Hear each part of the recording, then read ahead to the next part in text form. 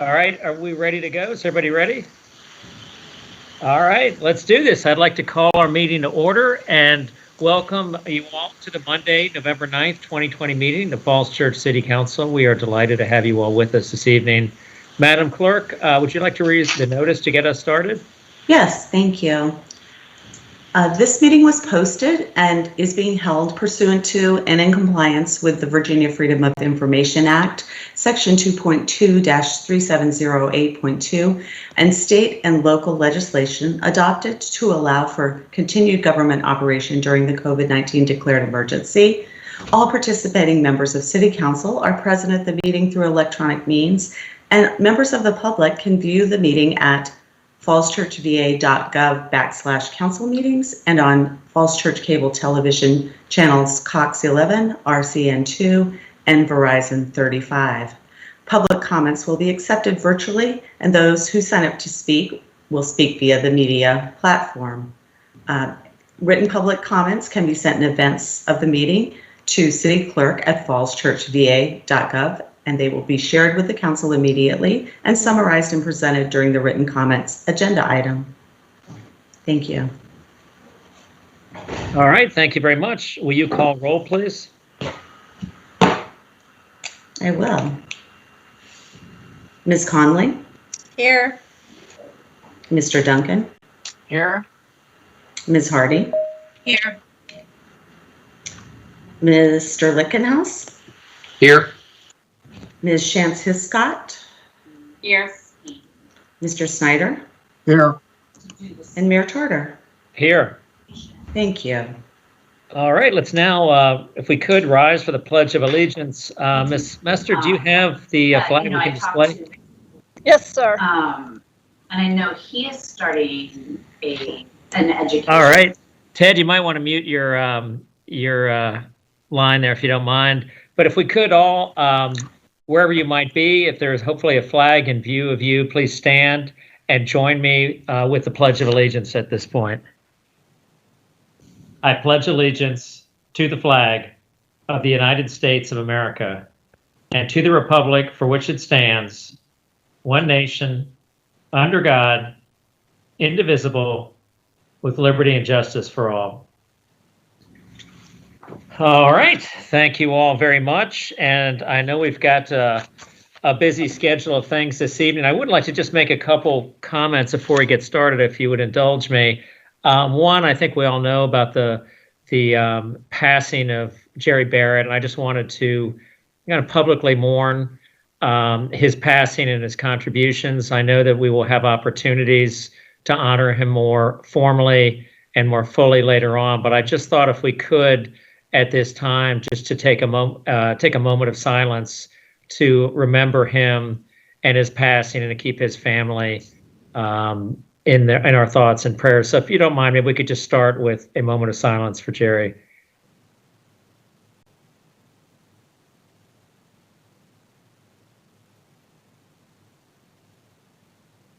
All right, thank you. And again, we will celebrate his life more fully later on, but I thought we would do that at the start of at least today's meeting. Also, I just wanted to mention the DAR awards, which were on Sunday. The vice mayor had some very nice comments that she made, and a number of strong and accomplished women were honored, including Phil Duncan's mother-in-law, the former mayor, Carol DeLong. So I thought it was a great ceremony, and thank everyone for participating. And then lastly, I just wanted to give our thanks to the poll workers and election registrar staff who ensured that our election went off without a hitch. And by all accounts, I think went well here in Falls Church. So I want to thank them for their work. And frankly, our appreciation to the three candidates that ran for local office, Josh Shakur, Simone Pass-Tucker, and of course, Debbie Hiscott. And I think these candidates showed that elections can be civil, issue-based, and not negative. So I wanted to offer our congratulations to all of these folks, particularly Debbie, who is with us tonight and will be joining us formally shortly. But I wanted to thank all the candidates in the city for running a fine election, and I think showing the rest of the country how to do it. So that's all I wanted to say before we get started, just a few words. With that, maybe we could go on and move on to the order of business here, which the first item is the swearing in. So, Ms. Heath, Ms. Hiscott, do you all want to get started with that? Yes, thank you. If you can just raise your right hand. Do you, Deborah Shantz Hiscott, solemnly swear that you will support the Constitution of the United States and the Constitution of the Commonwealth of Virginia, and that you will faithfully and impartially discharge and perform all the duties incumbent upon you as a member of the City Council of the City of Falls Church, Virginia, according to the best of your ability, so help you God? Yes. Thank you. And you are sworn in. Welcome. Congratulations. Thank you very much. And So- we did expect somebody from the electoral board, but I don't think they're here yet. So if they do join us, I might ask you to let them say a few words when they do, Mr. Mayor. All right, that would be great. And in the meantime, both the vice mayor or anyone on council is welcome to speak, as are you, Ms. Hiscott. If you have anything you'd like to say, we'd certainly love to hear it. And if not, I think we've got folks here on council who would love to welcome you to our team. So, If I may, I just have a very brief comment. I just want to thank everybody for your kind words along the way and your support through this campaign. I'm honored to be here and really humbled to be taking the seat held by Dan Z. I hope to, I really hope I can live up to his legacy and that legacy of service. I really look forward to working with my city council colleagues, city staff, boards and commissions, and city residents. So thank you so much for this opportunity. I'm really grateful.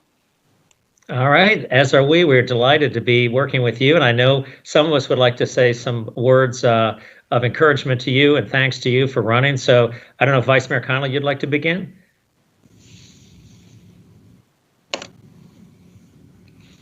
Sure. You'd think I would know how to unmute by now. I'd just like to say welcome, Debbie. I'm so glad that you're with us. It's nice to have a full council of 7 again. We have a lot of big decisions coming up and a lot of things on our plate. And I'm thrilled that you'll be with us to help work through all the things that are coming up, because I know your long grounding in the City of Falls Church and your awareness of how things work in Falls Church will really help us get keep going, keep moving forward. So thank you for stepping up to run, and thanks for joining us. All right. Are there others who would like to offer any words of encouragement or any other words of wisdom to Ms. Hiscott? Mr. Lichtenhouse. Sure. Debbie, welcome. It's great to have you. It's good to have I guess to Mary Beth's point, given your experience, it's good to have another steady hand at the wheel, because coming in where we are right now in the year and over the next year, it's going to be a pretty tough slog. So I hope you're ready to put your shoulder to the wheel, because it's going to be a fun ride, but it's really, really good to have you on council and look forward to working with you. All right.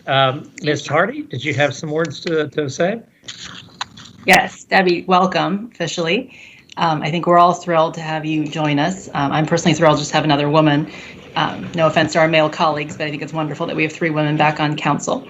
I gave Ross the same advice as when he was the newbie, is, don't, and I still take this to heart, is don't be afraid to ask questions and be difficult. I think it's always better for all of us, even when you're new, to ask and don't take things for granted and don't assume that we all know the answers too. So that would be my only advice. All right. Thank you. Does anyone else have any words of wisdom for our Mr. Duncan? Yes, please. Debbie, it occurred to me during yesterday's program by the DAR that you're on the sort of same calendar that my mother-in-law was. She saw her kids through high school, and I think when the youngest one was towards the end of her high school years is when she got on to city council. So we really appreciate you stepping up for this responsibility at a time when you might look forward to being an empty nester and having a little spare time in your life. Well, sorry, won't be any of that, but the community will be the better off for your making that sacrifice. So thank you very much. All right. Any other words of wisdom? Mr. Mayor, Dave Snyder, no words of wisdom. Just, just to thank Debbie and everyone who ran. I think your comments, Mr. Mayor, a couple minutes ago were well put. This is a truly unique community, about the only place in America where you can run for public office and you don't have to take out a second mortgage or be beholden to anyone. So, Debbie, welcome, and I look forward to working with you. We have a lot to accomplish, and I know you'll be a key part of that. Thank you. Thank you. All right. Anyone else before we move on to the next item of business? If not, I'm going to go ahead and offer my own welcome and thanks for you with all the experience and knowledge, and most importantly, passion that you bring for the city and its issues. We are so happy that you are part of our team now, and really, we all look forward to working with you. So thank you so much for running and being a part of our council. So Thank you all so much. yeah. All right. Well, listen, unless there's anyone else with any, as I said, any words of wisdom, why don't we move on to a summary of written comments? Madam Clerk? Yes. Carol and Robert Bastian of 304 West Columbia Street wrote in support of funding stormwater projects. Amaya Lambert provided comments on the importance of changing the names of city schools that are named for slaveholders and that impact on her family and on the community's fight against racism if those steps are not taken. Alexandria Lapp of 212 Patterson Street asked that reopening schools be prioritized over reopening commercial activities during the pandemic. Pasa Ledjuk asked that the municipal parking lot not be sold to facilitate the proposed Broad and Washington project. Judy Levy of McLean asked that the businesses near the proposed Broad and Washington project be protected and that the municipal parking lot not be sold. Nancy Wichard thanked the city for the new sidewalk connecting Oak Street to Seton Lane, and Connor Fleming requested a bike pump track at a city park. All right. Thank you very much. Do we have anyone signed up to do a public comment, Madam Clerk? We don't. Thank you. All right. All right, let's move on now. Are there any council requests? Okay, let's go ahead and move on to the report of the city manager. Mr. Shields? Thank you, Mayor Tarter and members of council. And on behalf of all of the city staff, I just want to congratulate Councilmember Debbie Hiscott and state how much we look forward to working with you in your new role on the city council. I've got just a few things to report. One, I'll start with a report on the bond issuance that the City Council approved at its last meeting. That bond sale was closed, and that, just to remind everyone, what we were doing with that bond sale is refunding a 2011 and a 2013 issuance to take advantage of lower interest rates, and those lower interest rates will save the city just over about $600,000 over the remaining term of those bonds.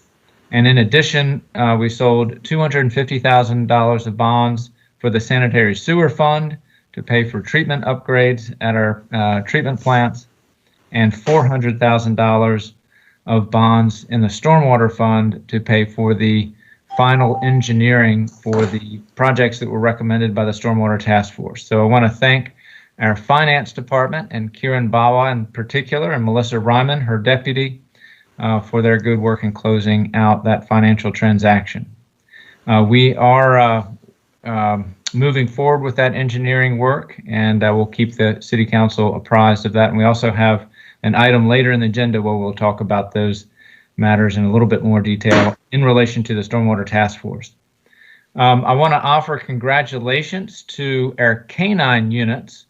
Canine Fitz and Canine Striker completed the United States Police Canine certification last week. And so we also coincidentally want to congratulate Officer Matt Parker, who is partnered with Fitz, and Officer Joseph Carlindsey, who's partnered with Canine Striker. Our canine were tested on obedience, agility, suspect search, evidence search, and criminal apprehension. And Canine Fitz actually came in first in the competition. And so that is a rare honor. So congratulations to Matt Parker and to Canine Fitz, as well as Joe Carlindsey and Striker. I want to just note on leaf pickup, we're in the full throes of leaf pickup at this time. We're working this week on the south side of Broad Street. Next week, November 16th, and the week of the 23rd, will be on the north side of Broad Street. And after that 2 weeks, we'll shift back to the south side on November 30th and December 7th. And then back to the north side on December 14th and the 21st. The week of the 28th, basically the holiday week, we'll be doing our final sweeps through the city. So basically both sides of Broad Street, the north and the south, each get 2 passes and then a final sweep there in the holiday week. You can go online if you lose track of what I told you, just to keep track of when you need to get your leaves to the curb, or even better, if you mulch your leaves there in your yard with a mulch blade on your mower, that's always a good option as well. And lastly, I just want to report to the council, we are still receiving citizen comments and really complaints about live music. And generally the complaint is of the nature that people are supportive of their local restaurants and supportive of the local businesses, but when it's multiple days a week, it's just too much. And so we are trying to be responsive to that and work with our local businesses. We do have a 9 p.m. noise ordinance, and that is true on the weekends as well.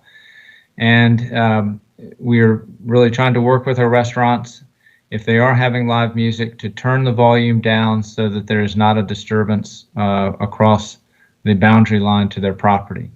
We still have more work to do with our restaurants. We know that everyone's trying to keep business going during the pandemic, but we also need to be mindful of the impacts on neighbors and try to find the right balance there. So that's my report for tonight, and be happy to answer any questions. All right, thank you. Looks like we got one already. Mr. Duncan? Just a quick one. Thanks for all that information. Thanks for your report on the census, which apparently we graded pretty nicely in terms of our response rate. Do we know how soon we will know how many of us there are? Do we get a preliminary report, or how do we find out what the count was finally? I don't have that date, but let me find out from the city, for the city council, and I'll share that news. And so what I did share with council is that the Census Bureau reported a 99.98% completion rate for the census for the Falls Church area. We did have some questions about that. That's a great ratio, but what's the numerator and denominator that allows you to get at that ratio, so you know that for sure.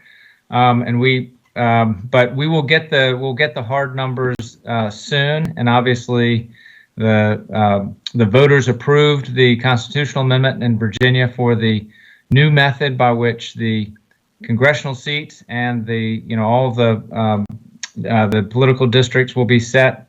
That is scheduled to start in March, so we believe that obviously we'll have the numbers well in advance of that. So I'm anticipating early in the new year. All right, thank you. Mr. Lichtenhouse and then Mr. Snyder. Yep. Hey, Wyatt, I assume the businesses that we've received complaints about, staff has talked with them, spoken with them directly already? Yes. Okay. I think, have we considered, and I'm sure this has been discussed or debated at some point in the past, but just given the fact that, there is limited seating indoors and taking business as well as entertainment outside could be a catalyst for more business for these bars and restaurants.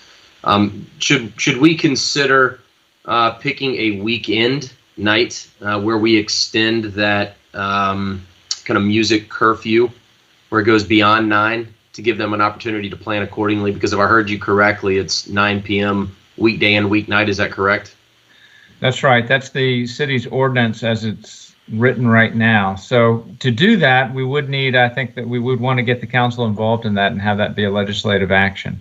Okay.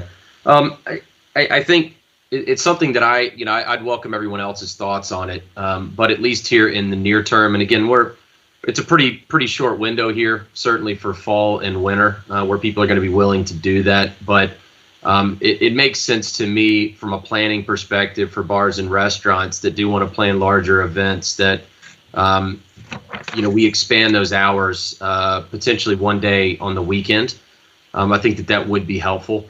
And if other folks on council are willing to consider that, it's something that I would like to discuss. I certainly want to be sensitive to our residents, and I think that there, should be as you point out, Wyatt, a decibel level. But I do think it is important here in the near term, at least, that we allow some flexibility to get folks outside.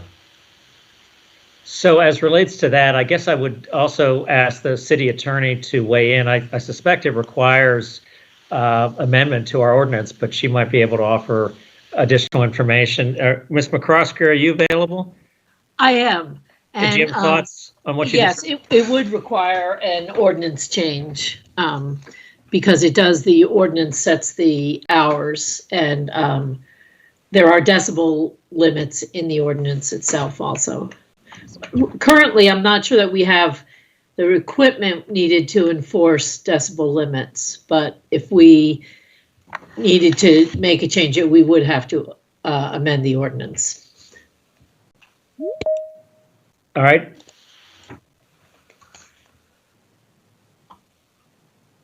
Mr. Snyder? Right. Thank you, Mr. Mayor.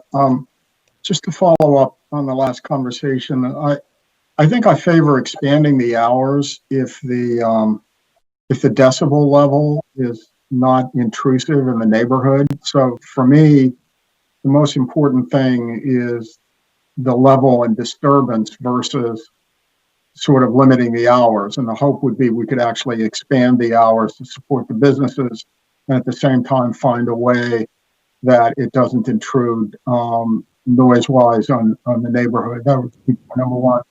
The question I really had for the city manager was an update on COVID-19 testing, where we are with that, what the availability for our citizens is now and will be in the future, and then perhaps scheduling for future discussion, the distribution of any vaccines, how that's going to happen.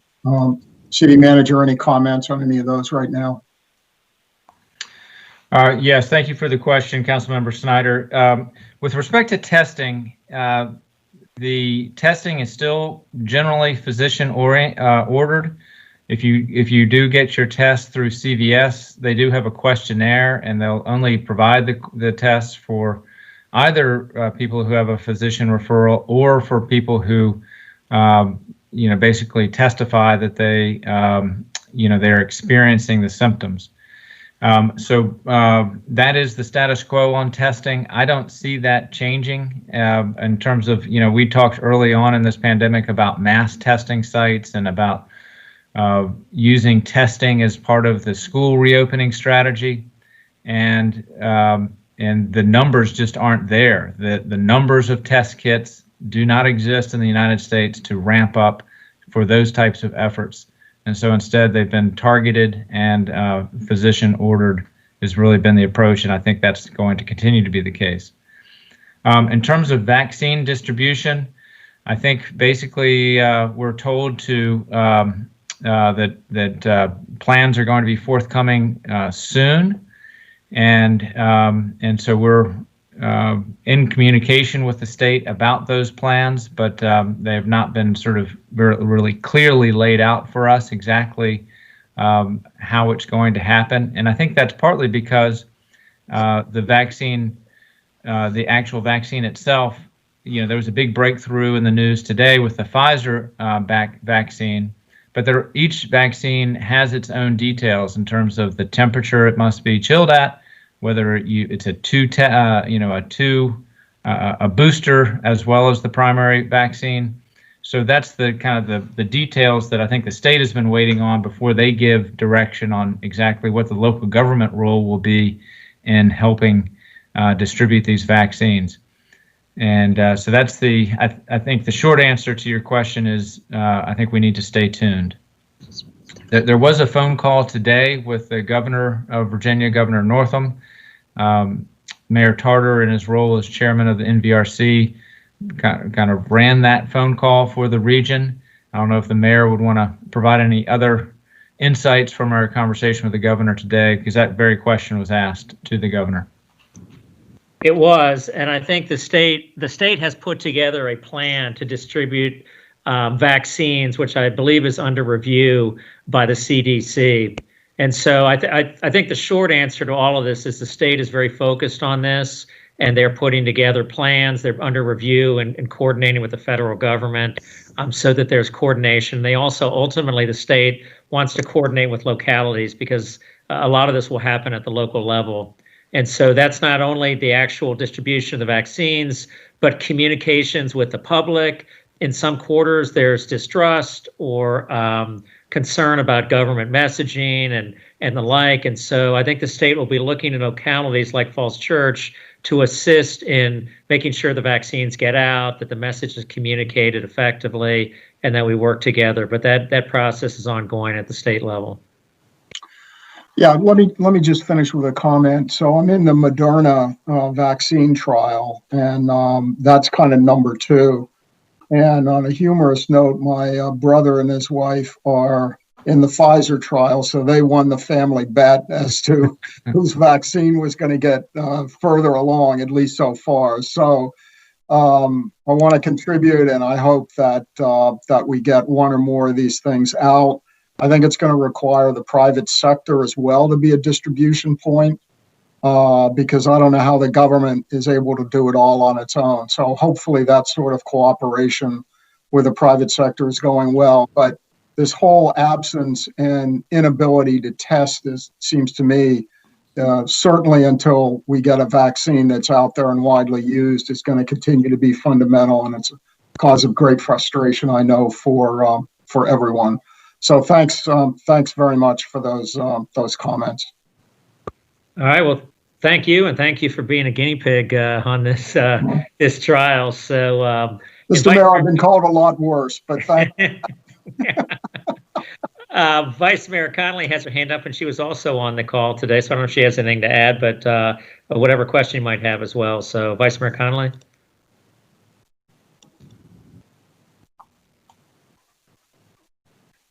I think you're muted still.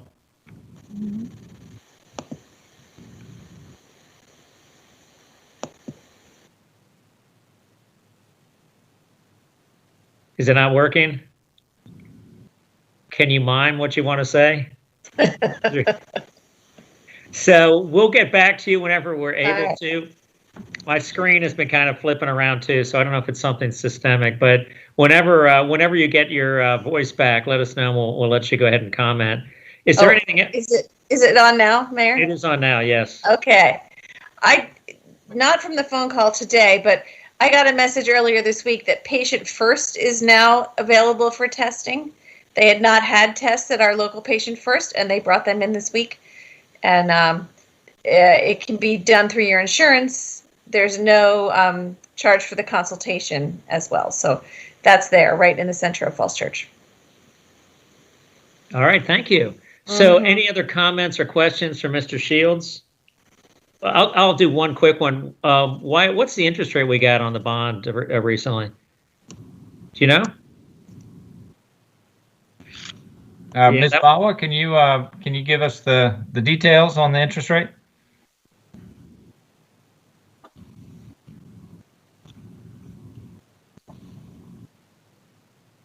I'm not hearing her. Let me get back with the council on that. I think there was a range of them because there were a couple of different issuances, and so but I'll get that out to the council. All right, great, thank you. All right, unless there's any other comments, why don't we move on to business? Hey, Dave, real quick. When you guys send that out, can you just, for reference, provide the interest rate on the last tranche that we did before that? Yes. Thanks. All right, let's move on to business on the agenda. Madam Clerk, will you call the first item?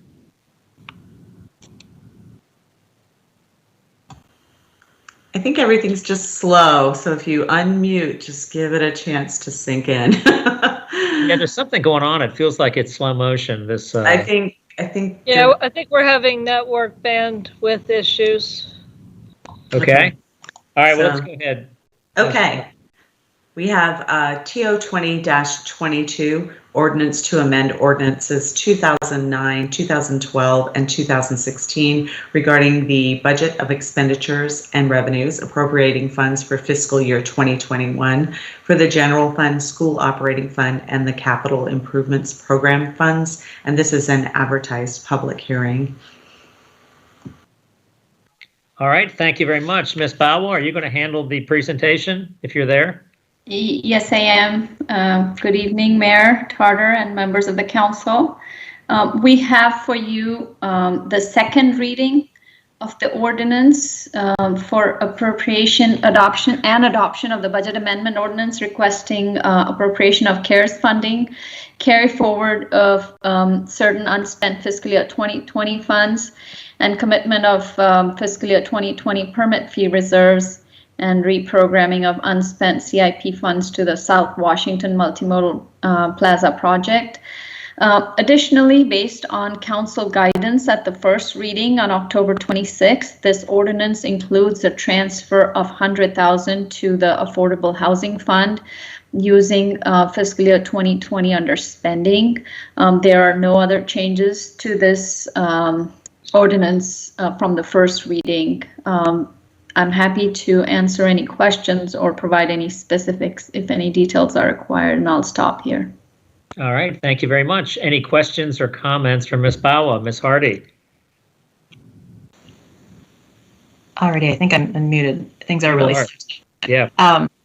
Thank you for the update, Ms. Bowell. Since we talked about this 2 weeks ago, do we have an update on where, I guess if we knew how to read tea leaves, where the next tranche potentially of CARES money might come, especially for local and state funding? And then my second question is, what's the plan for the remaining $730,000 balance in the CARES funding that we have to use by the end of this year?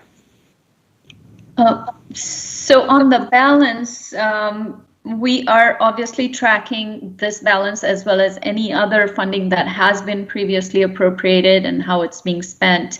For whatever will be remaining at the very end, it would be used towards eligible staff costs that are directly incurred, which are budgeted, and also for sick and medical leave and other leaves that we are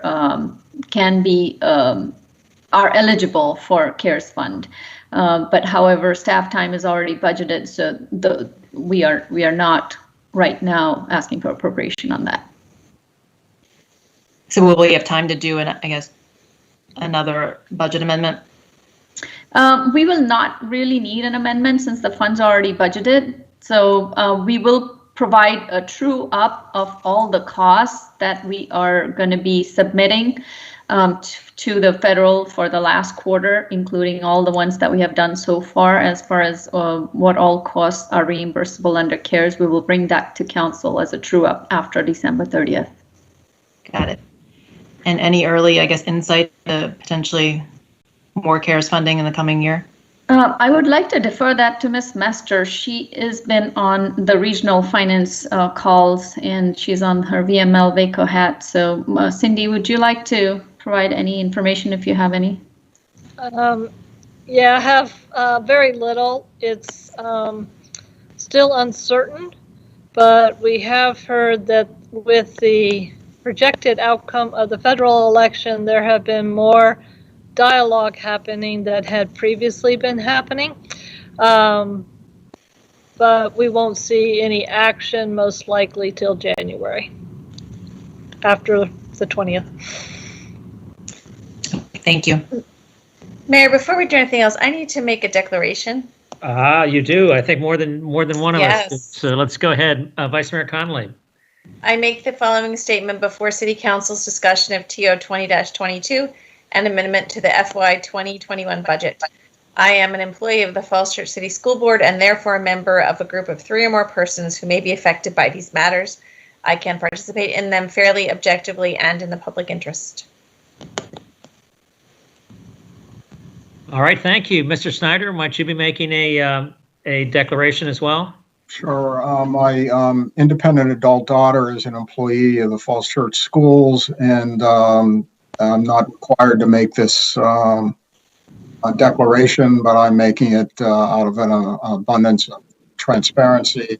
and I believe that I can pursue this issue fully and fairly on behalf of the community. Thank you. All right, thank you very much. And I have one of my own to make.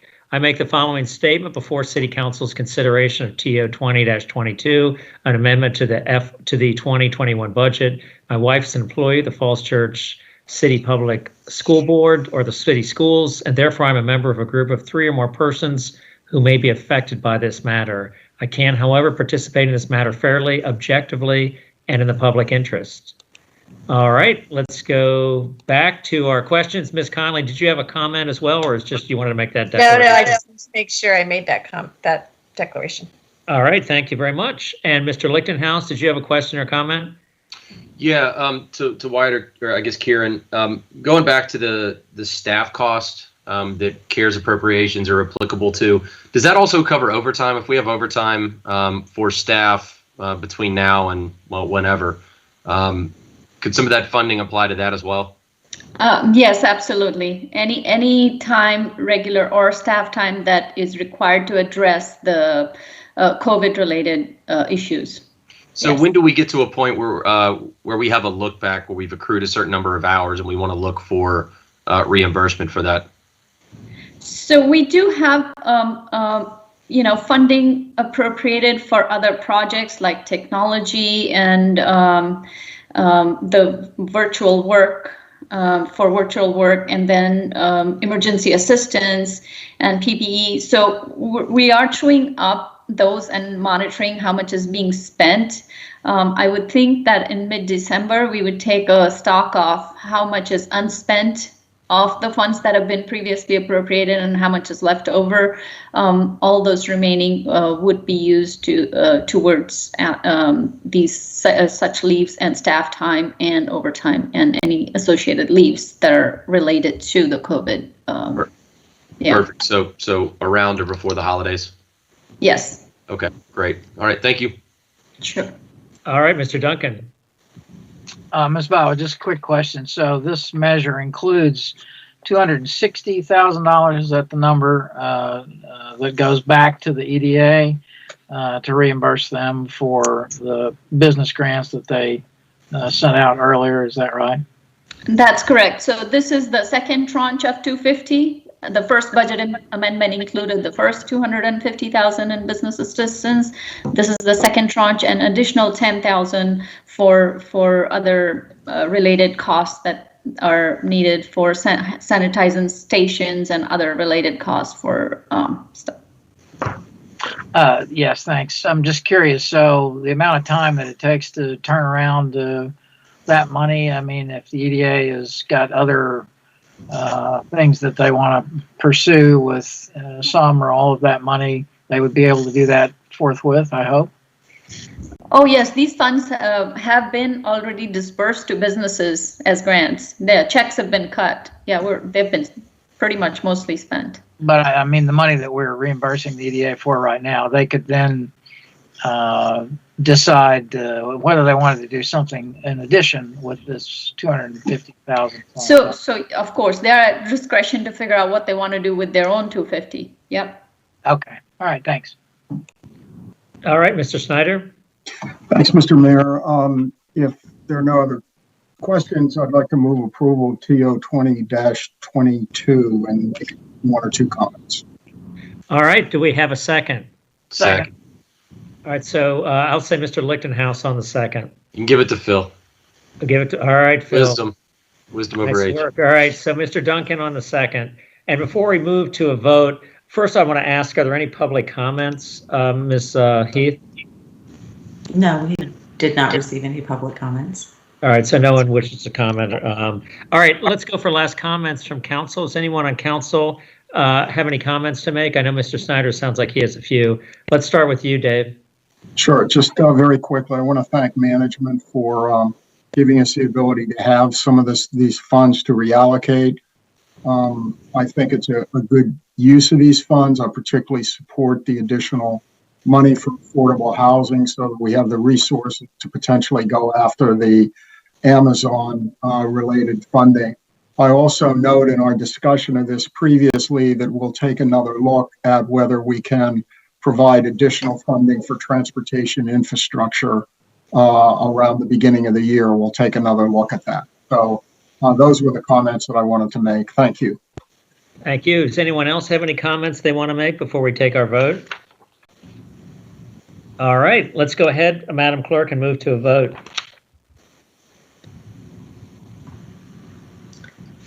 Ms. Conley, Yes.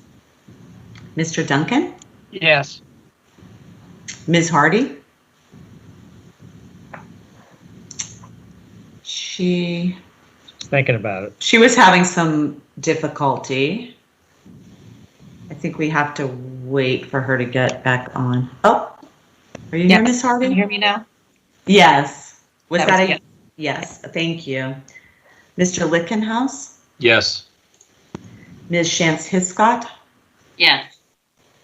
Mr. Snyder, Yes, Mayor Tarter. Yes. Motion carries 7-0. Thank you, Council. All right, thank you. Will you call the next item, please? Yes, we have Mr. Mayor? TR 20. Yes. This is Kieran. While we're talking the city's finances, if you will allow, may I address Mr. Litkenhouse's question on the bond interest rates? Yes. Okay, so the last issuance in 2019 had a all-in total true interest cost of 2.71% for the total issuance of 119.5 million. And for this issuance, the new funding, the 658,000, the new funds for stormwater and sanitary sewer improvements, we had an all-in true interest rate of 2.38%. Sorry, give me the first one again, Kieran. It was 2.71. Great. So what's the term? The first was 30 years, was it not? Yeah, so the first was broken into two. The 20-year was 2.39 and the 30-year was 2.74. But the larger chunk was, of course, the 30-year. That was the high school funding. So it averaged out to 2.7. And the new money is 2.38%.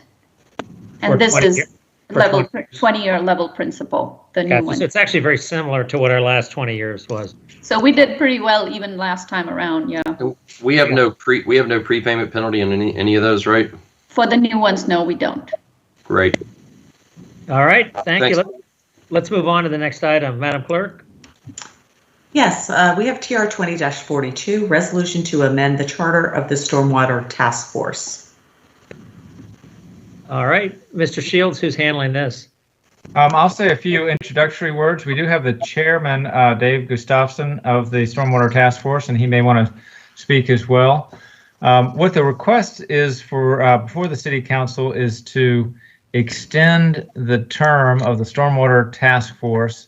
It had sunset at as of June 30th of last year, and so this resolution would extend its term to June 30th of this year.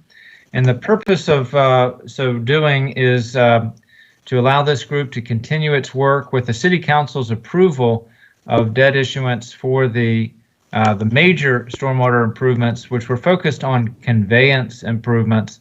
The City Council also directed that staff come back with a plan to implement stormwater detention solutions and green solutions that will accompany these conveyance improvements as well. So we think it would be helpful to have the Stormwater Task Force. This is very much aligned with, I think, the Stormwater Task Force goals when they were meeting, particularly last spring, to finalize their recommendations.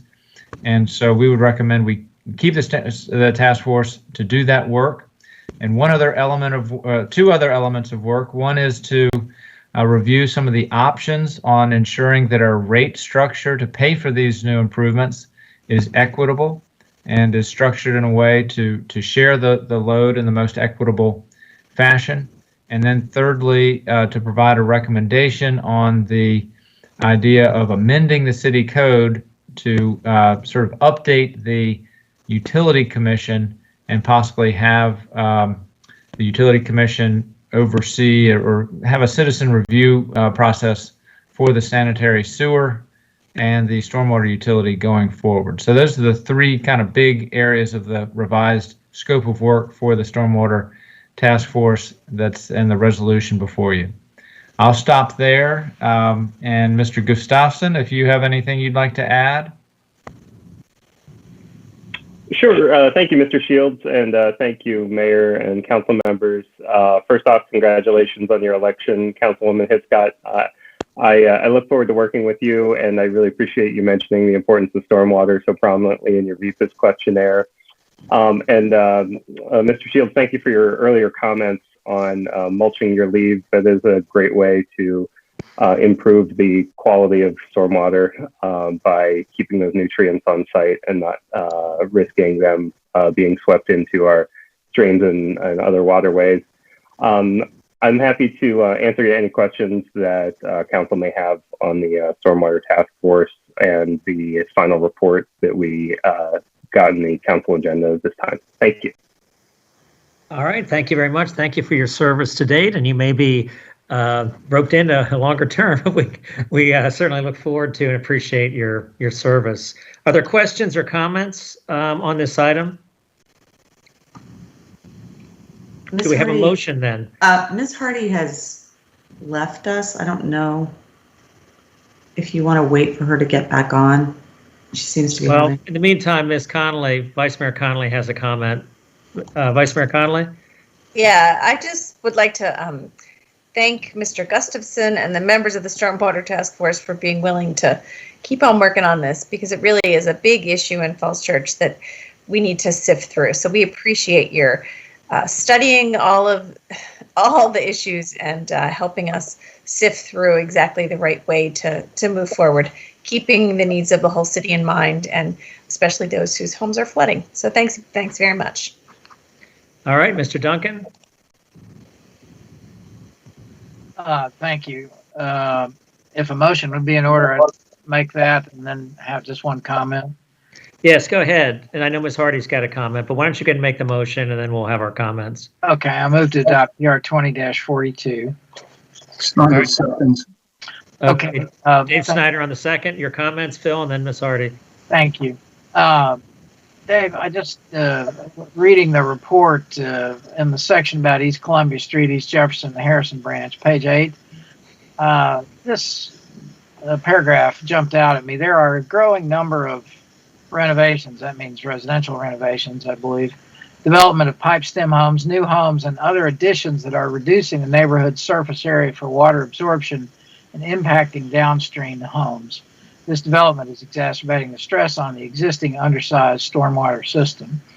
Not here and not right now, but as you all move forward, I would like to hear more about that paragraph and what you've seen in that the particular location and in other locations around town that would help us understand whether our impervious coverage and total coverage standards that we have, if they are appropriate for the city that we are becoming. It's a big issue. It's it's going to hit people literally where they live. I understand that it's going to affect redevelopment if we begin to look into that question more closely. But I would like to draw on the expertise of your group to get an informed opinion about how prevalent you believe the conditions that are described in that paragraph are around the city. So thanks. All right, thank you. Ms. Hardy? Thank you. Can you all hear me? Yes. Okay. Yes. Sorry, I missed probably most of the earlier discussion because my computer shut down and I just restarted. So I'm not sure whether any of this has been said already, but I did want to actually jump to the stormwater task force report. Did we already cover that? Go ahead. I wanted to make sure that everyone saw the recommendations. So first of all, thank you to Mr. Gustafson and the rest of the task force. I think it's clearly shown that you all have put in a bunch of time and effort. I especially like the recommendations on pages 23 to 27.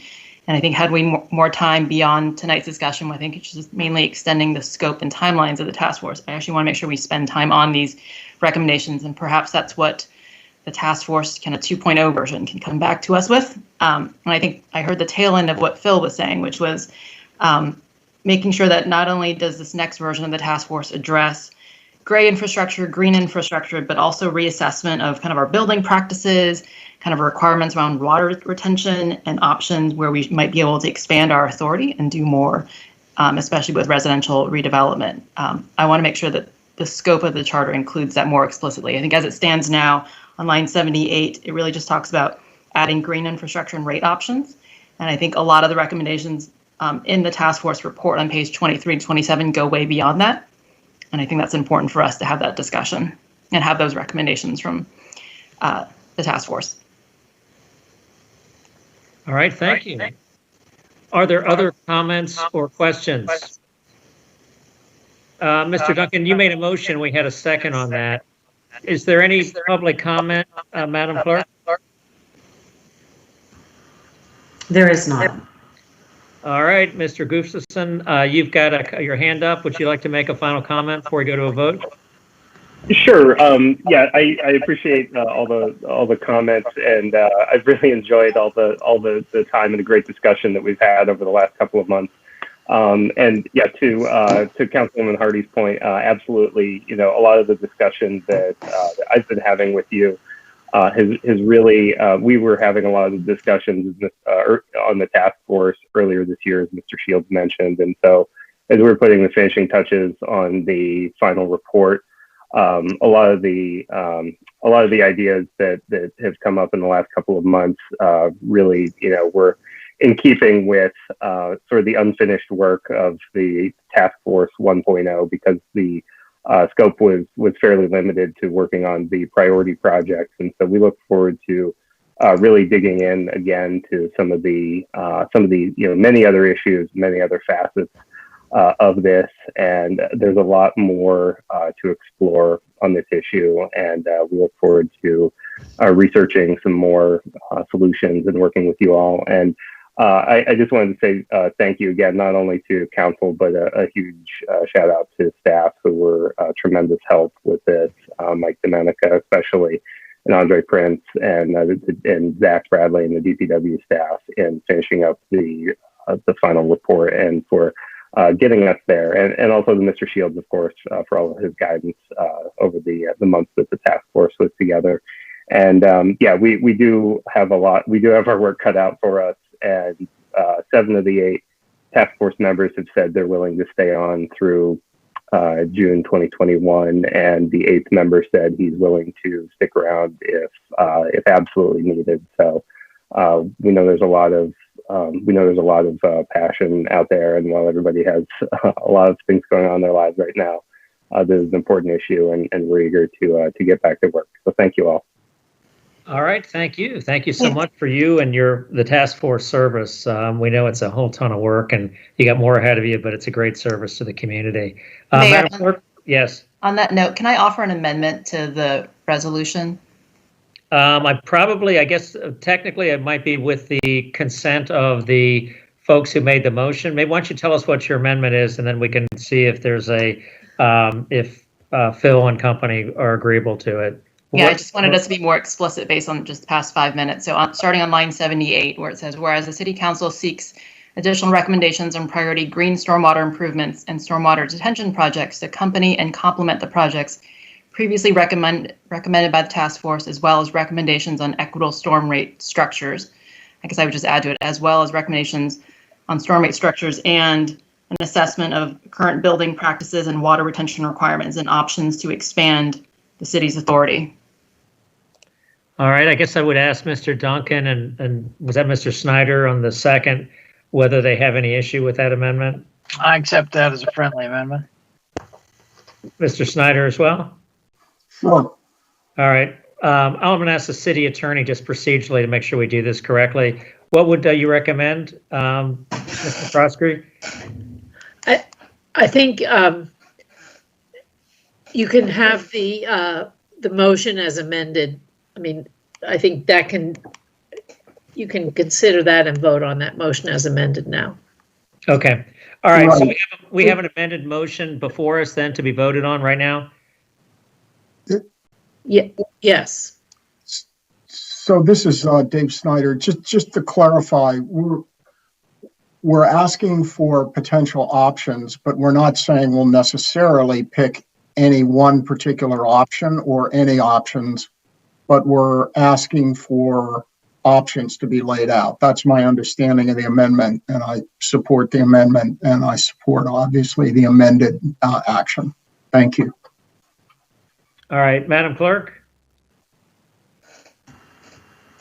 Ms. Conley? I saw her say yes. I didn't hear it, though. Ms. Conley, are Yes, you there? there's a yes, there's a yes. All right. Mr. Duncan? Yes. I heard that. Ms. Hardy? Yes. Mr. Lichtenhouse? Yes. Ms. Shantz Hitzcott? Yes. Mr. Snyder? Yes. And Mayor Tarter? Yes. Motion carries 7-0. Thank you. All right, so what we're going to move on to right now is some of the things we normally end a meeting with. Unfortunately, or fortunately, we are going to continue on, and we have a work session and then a closed session. So we do have miles to go before we sleep. So I just ask you to keep that in mind when we get to the work session portion of tonight's meeting, that there is still a closed session after that. So we do have a lot still ahead of us. But let's go ahead. Is there any business that wasn't on the agenda? Or any standing regional committee or liaison reports that anyone would like to make at this time? All right, any council member comments? All right, let's move on to the work session portion of tonight's evening. Madam Clerk, or Mr. Shields, I guess? So we have first on the work session agenda is a discussion of the housing affordability study and follow-up and action steps following the recommendations by the National Housing Trust and Federal City. Dana Lewis will provide a sort of a summary of what we think some of the action steps we can take. And we think probably the one that merits sort of the most immediate discussion with the City Council is for us to put forward some of our ideas on an application for Amazon REACH funds through Virginia Housing, and get council feedback on some of those ideas, because that's sort of the thing that's most pressing before us. The deadline for such an application is December 31st of this year. Ms. Lewis, can you give us the summary that you've prepared? Yes. Good evening, everybody. So we just as background, as you guys remember, we received a $20,000 grant from Virginia Housing, and we had a consultant come and do an affordability housing report. And so part of that was the 3 documents that we had the PowerPoint presentation on from Moat the Corps. It was the creating and maintaining affordability memo, the fields preservation plan, and roadmap for preservation.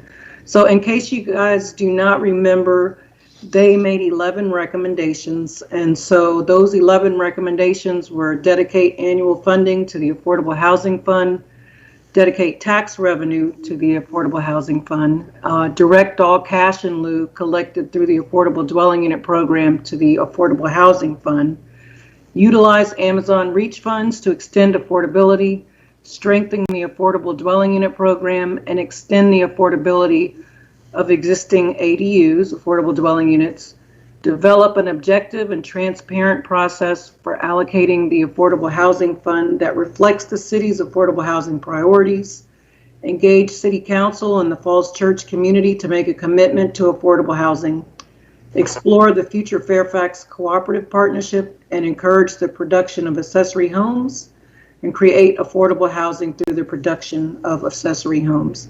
So we have been working really hard to address each one of these recommendations. And so this staff report just kind of gives you an update on where we are with each one. So on the first recommendation, as you all just went over, the city transferred $100,000 to the Affordable Housing Fund from the budget ordinance. So we're really excited about that. Recommendation number 3, the city is in negotiation to use the newly created cash in lieu formula to receive a combination of cash and units for Broad and Washington and the West Falls Church Economic Development projects. And we're still in negotiation on both of those. And then recommendation number 4, the city will apply for Amazon Reach funds in order to preserve and create affordable housing in the city. So Virginia Housing received these Amazon funds in order to create affordable housing around the headquarters in Northern Virginia, and it's a 5-year commitment, $15 million annually.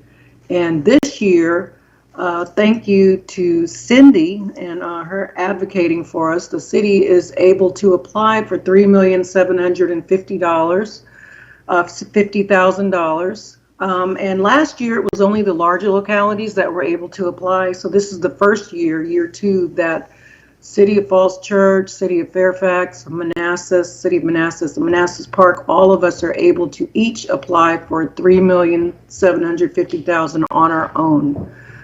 So we're all splitting it. Even the larger size localities get the same amount. So this will be in fiscal 2021. The deadline is December 31st, and we will have 1 year to utilize these funds if awarded. And so some of the criteria that they will be judging the applications on are proximity to national landing, affordability, length of time housing will remain affordable, readiness, it's ready to go, matching funds, which we've taken care of, local density bonuses, other land use incentives, preservation and adaptive reuse, demonstrated funding gap so that it would not be able to be done without these funds from Virginia Housing, or that it would allow us to reach deeper incomes. And then other attributes include proximity to public transportation, energy efficiency, that type of thing. And so we have not had much time, but we are working very hard to find a project that will meet this criteria and be competitive. So one of the first things we did was we met with Virginia Housing to gather feedback on possible project ideas. We had several possible projects. And then we also met with Fairfax County Redevelopment and Housing Authority and the NHP Foundation. We've researched property listings in the city that meet the price criteria and researched how community land trusts operate. And we are going to be discussing this at the Housing Commission tomorrow. So just to give you an idea on the project that we are looking at, we're looking at two different potential projects.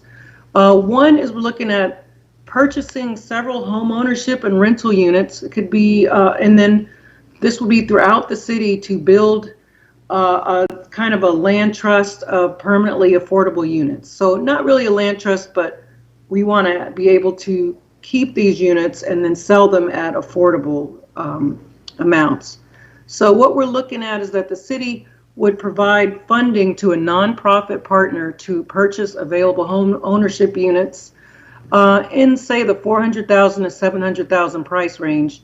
And then these properties would be sold for less to city residents and workers to make them affordable. Virginia Housing, the guidelines are $525,000. The equity upon sale will be shared with the city in a revolving account. Units would be dispersed throughout the city. If it's a rental property, then the units, if we purchase a rental property, then the units would be purchased and rented at an affordable amount below 60% AMI as per HUD recommendations. We'd hold on to the units and then at some point at a later time, maybe possibly combine them into a larger development plan. So we did the research. As of today, there are 7 home ownership properties in the city below 700,000. 7 are condos and 1 is a townhome. The income band for home ownership buyers would be 60 to 80% AMI, and this is what we have in the city's comprehensive plan, and also goes along with Virginia Housing guidelines. Priority for buyers and renters will be city workers and residents. And as I mentioned, we want to work with a nonprofit developer that has experience working in the city and with tax credits. This year we would not be able to use tax credits, but possibly in the future would be able to. The developer would probably charge a standard development fee. We provide funding for rehabilitation of units. The city would put money from that. that the council just designated as we would use that as part of our match. And then we would also make a request to the Affordable Housing Fund Committee for additional funds. We would create a restrictive covenant to be created and filed for each property that would last into perpetuity. And we're hoping that the buyer will be able to retain some equity, but the resale price would be affordable. And this is very similar to what we already have on our homeownership affordable units. And then the city will offer Virginia housing products like down payment assistance, and that type of thing to potential home buyers. We would partner with realtors and mortgage companies who know Falls Church and who are Virginia housing certified. And so we're thinking there might be 18 units in the program at any given time. And we're looking for a project that's innovative and could be duplicated in other jurisdictions. So that's one project. And then the other project would be to possibly purchase units at one of the newer developments in the city, and make them affordable. So, ostensibly adding to our ADU rental units, kind of making up for the ones that we've lost. So is there anything you'd like to add, Wyatt, or any questions that anybody has? No, I thought that was a great summary of the thinking that we've had. And I would just add that the team has been Nancy, Vincent, Dana Lewis, Cindy Mester, and Emily. And so we've got a kind of a small team, a small task force working on this Amazon Reach application. And we'd love to get some council feedback on what Dana just described. All right. Well, thank you both, and thank you all. We know this is very timely and it's taken a lot of effort, but it's so vitally important. Our first question is from Ms. Hardy. Hi, thanks, Dana. This is really exciting to be able to talk about applying for this and be able to put a lot of these ideas to paper. I wanted to go back to some of the early recommendations on cash in lieu. I think it was like recommendation number 3. I guess until we figure out what the projects that might need money are, I guess I'm more inclined to actually figure out, should we have a known thing, like have the units from Broad and Washington, Founders Row, West Falls Church, and then make the decision on whether we should trade it for cash later, because having that known commodity, having real units would be helpful right now too, especially since we are losing them faster than we can build them. So I don't know where we are with the actual negotiations, but timing of that I think is important. Like I'd hate to, like if we need the money and we think that the money can be used and leveraged in some of these other ideas, that'd be great. But I think in the meantime, adding actual units, to our stock is important too. Yes, we agree. And what we've been looking at is a combo of cash and units, because we want the units, but we know that we're going to need cash in the future as well. So we're negotiating that right now. Wyatt, how are VCs written? Can we negotiate up until, I guess, decide whether we get some in cash up until we get occupancy permits, or when do we have to decide? Well, actually, the way we wrote them for Founders Row is that we could convert units to cash at any point during the life of the project. Broad and Washington has not been finalized, but that's what we'd be pushing for to give the city maximum flexibility. I think the developer does prefer to know before they get a financing for the project, but Founders Row was one example where they were willing to accept that. Got it. Yeah, I think my only caution is, I'd hate to negotiate money and then have the money sit idle, especially while we can pursue free money from this Amazon grant. And so I want to make sure we take advantage and get as many units and help as many families as possible. Second question is moving on to the Amazon grant. What sort of projects have received funding? So do we know what a successful grant application looks like so that we can learn from that?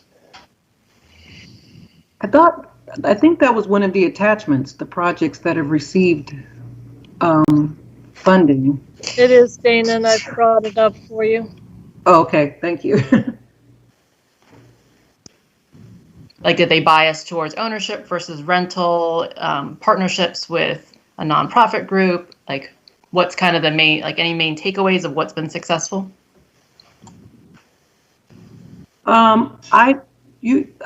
She pulled them up, right? You can look at the actual projects, but when we've talked with Virginia Housing, it seems like they're really leaning towards innovation and creativity. and something that can be duplicated in other jurisdictions. They seem to be pretty favorable on the ideas that we have shared with them. Did anyone want to add? Did you want to add to that, Wyatt or Nancy? But that's kind of my take. And they also were interested that we're looking at home ownership, because that's something that they're saying that, is very needed throughout the jurisdiction. So they seem to be very favorable about the home ownership option, because it looks like a lot of these are rental. Okay. So on that point, so I like some of the ideas that you guys talked about, especially because we have as a council talked about the pros and cons of ownership versus rental. And especially when we talk about the racial equity concern and how wealth is generated, frankly, in this country based on home ownership, I think that's really an important thing for us to think about. And we haven't built condos in the city in a long time. Do we have, I guess, a supply of condos or units of any kind that could be in that $400,000 to $700,000 range? Like, do we essentially have to buy the property within a year in order to use the money? They don't come on the market that often from what I see, and they seem to get snatched up really quickly. So the city has to compete within the market. But the properties that we pulled today, 6 of them are condos and 1 is a townhome. And I believe the condos are running about 400,000 with the listings. Let's see. Yes, most of the condos are either from $300,000 to $400,000, and they're kind of throughout the city. And the townhome is $679. So if these go away, and before obviously we wouldn't get the grant until next year, like it's dependent on actually having a supply that we could buy those, correct? Yes, it is dependent on having a supply, and that's one of the partners that we're looking to work with would be a city realtor or city realtors that would be able to let us know when things are coming on the market, or just kind of help us with that aspect. But I did have a meeting with a mortgage broker from the city, and he felt like that these types of units come on the market pretty regularly. He was pretty confident that we would be able to have this type of stock regularly. Got it. Well, that's good. So how did an idea like this, how does that compare to, I think a lot of the consultant's recommendation was save as many of those rental units that we have, especially the ones that are expiring really soon. So the Reed building, I think, has the teacher workforce units, like 9 of them that expire in 2021 or 2022. And then the Byron has condos that are expiring in 2021. Spectrum has units expiring in 2023. Like, could some of the money go towards saving those ADUs that have those 20-year expiration dates coming up? Absolutely. I'm writing it down right now. That's kind of why we wanted to talk to you all tonight, to see if you had any other ideas that we could look into. We're very early into the process, and so that's absolutely something we could look at. Yeah, so essentially I think the math I'm trying to figure out is, if you could buy, say, 5 or 6 units on our own and preserve them as affordable forever versus using that same $3.5 million and saving, say, 10 units of rental properties for another 10 or 15 years of affordability. Like, that's kind of I think the math we need to figure out is, where's the money best use? And I think that puts aside, the ownership versus rental, I think, discussion we need to have as well. But just from a pure math perspective, like, where will the money go farthest? I mean, I certainly like the idea of tackling ownership, but I also think, if we have some expiring ones that are coming off the books, from a just total net unit perspective, does the money go farther if we try to preserve a lot more rental units that are expiring? That would be great. And we're kind of looking at doing both, if there's a project that we could do both. Yep. And then the third idea I throw out there is we have market rate buildings that used to be affordable. So Merrill House, Broad Falls, et cetera. What if we buy down the rent in those places? Like, how many units could we get as affordable and convert them to, say, workforce housing for people who live and work in the city? Like, how many units would that get us if we could get $3.5 million? Like, essentially, I'm looking for a bunch of ideas, and then the matrix that says, here's how many new ownership units it would create, or here's how many years of rental affordability this creates. So then I think we can then weigh it. A lot of it is obviously dependent on what the market supply is in some cases. But these are all really good, exciting ideas, but I think it would be helpful to see where the money could go farthest. Okay. Hopefully that's the input you guys were looking for. Yes. And we'll be discussing this in the Housing Commission tomorrow as well. Terrific. All right, That's it, thank yeah. you. Ms. Hiscott and then Ms. Connolly. And then Mr. Lichtenhouse. Yes, thanks for these ideas and Letty for adding to them. They're incredibly exciting to think about the possibilities. I just had a quick question on, you mentioned on the Amazon Reach grant application that we have the matching funds from locality and other partners. And I know we have the $100,000 that's just been set aside, but where, and you may have already mentioned it or in prior meetings, but I didn't catch the other $3.6 million, if it's a dollar for dollar match. Oh, no, from it's the not. locality. It's not a dollar per dollar match. Okay, so there's just a requirement to contribute to the fund in a meaningful way or a certain percentage, or did you get that direction from them? Yes, and I'm not sure the exact amount of match, but we have 100,000 that council has designated today, and then we have almost 400,000 in the Affordable Housing Fund that we could apply for those funds to also use as match. There's a process to receive those funds, but those could also be included. Okay, thank you. You're welcome. All right, Vice Mayor Connolly, then Mr. Lichtenhouse. This is just a very small question related to the big picture. Thank you for these really creative ideas. And my question relates to the home ownership program. We haven't done a home ownership program, affordable housing program, in a long time. And I know that there were some kinks in the process. Well, the right word is kinks, but in the process of then being able to sell those homes later. And I just want to make sure that as we go through the process of, if possibly, adding new affordable housing for purchase, that we make sure the lessons learned from our previous mistakes are addressed. Good point. Thank you. Mm-hmm. I think our city attorney also has experience from Arlington in a similar fashion, so I imagine she could bring that to bear as well.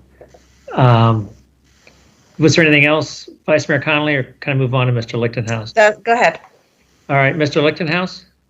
Thanks, Mr. Mayor. Dana, thanks for bringing this forward. I know it's a ton of work. I did enjoy speaking with folks from Federal City Council as well. I thought that they were great in their research.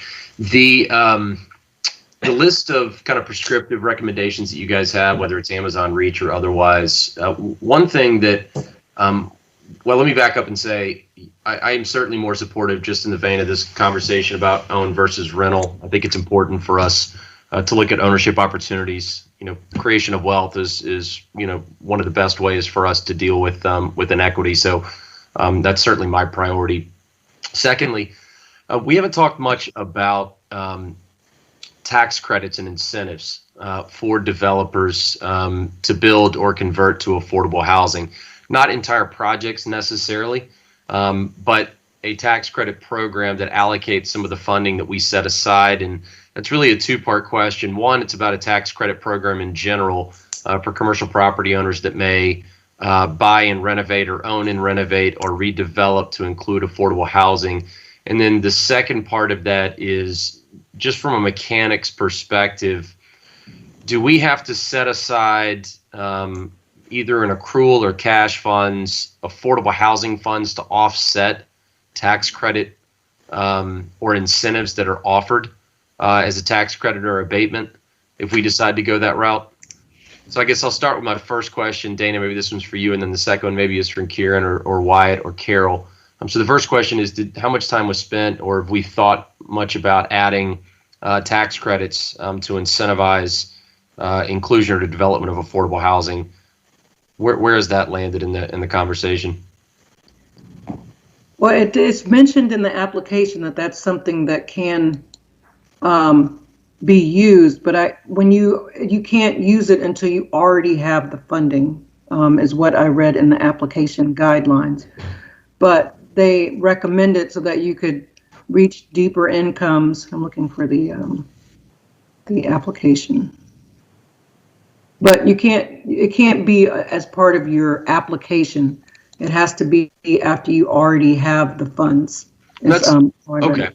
And that's fine. I think that just food for thought here, and I've seen this done successfully in other jurisdictions when you're trying to incentivize the market to do the work that you want them to do, but allowing it to be free market movement, and that is reducing the overall operating cost to incentivize them to build something that you want them to build. I've seen it in areas that have tried to revitalize, mainly areas where they're trying to just revitalize and stimulate commercial development and economic development to begin with. But those tax credits for affordable housing, and when I say tax credits, I mean specifically property tax credits to incentivize developers to come in and build affordable, is something that I think we ought to add to the list of opportunities for us to explore.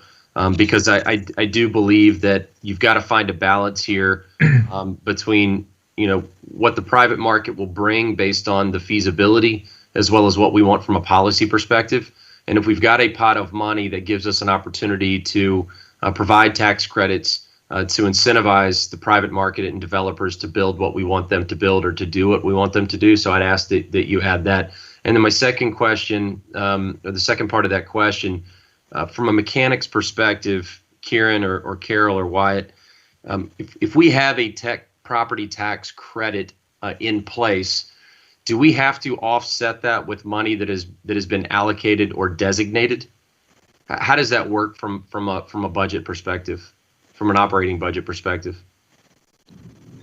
I'm not sure I completely follow the question. If a developer comes and is pursuing low-income tax credits to do an affordable housing project, usually there does need to be a local contribution as well.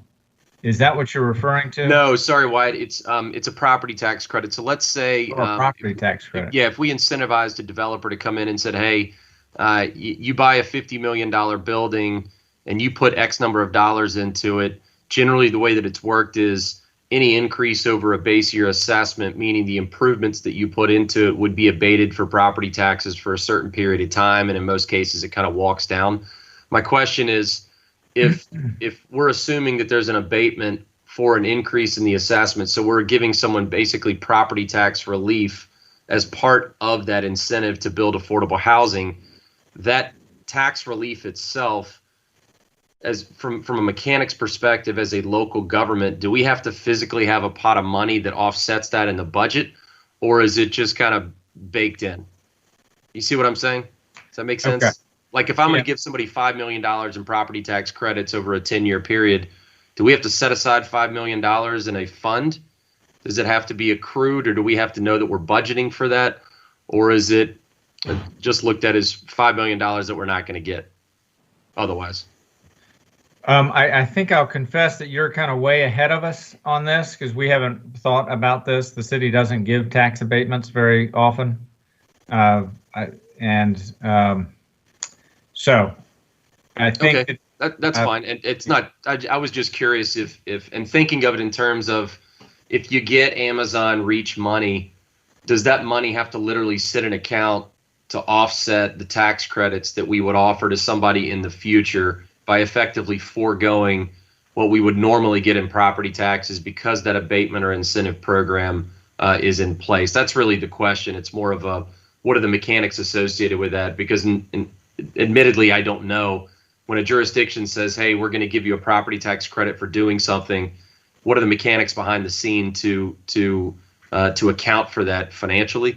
And so I think it's just a question we need to answer, Dana, and the reason is because of how we would be able to use those Amazon Reach funds. But I think a tax credit tool to incentivize development or inclusion of more affordable housing units in commercial developments in the future or existing properties could be a really important thing for us and could get the intended effect that we want. So that's a long way of saying, Dana, thanks. That's just one thing to add. Okay, I took notes. Right. Vice Mayor Connolly, I see that your hand's up, but I don't know if that was just lingering from before. I think it was. Yeah. Okay, so let's go on to Mr. Duncan. Thank you, Dana. Thank you. Obviously, a lot of passion, a lot of bright ideas on this topic on council. That's great to hear. I guess I confess to a little anxiety about how soon the Amazon deadline is coming up for this. Me too. This amount of money. and therefore I would need to rely on you all to figure out and move on whatever seems likeliest to appeal to those who are giving the money out. You alluded to this in your remarks and spent a lot of time talking about ownership, which is, certainly been part of our affordable housing drive here, but has not been a major part. And that's kind of interesting. If that's what Amazon wants to fund, then yeah, let's see if we can find a way to, create a program that would lure their money. In the long term, ownership is, just because properties here are so blooming expensive, is going to move the supply needle by handfuls of units, not dozens or hundreds. And I think we need to find some way to try to move in the dozens or hundreds direction. But in the very short run, I mean, the council will meet, I think, if my calendar is right, only 4 more times between now and the deadline for applying for that money. So, this is time is of the essence. So whatever you all think is best, the way you explain the homeownership program and the equity and some of that equity rolling back in to keep the properties affordable, I'd like to know more about, how much equity are we helping affordable home owners develop.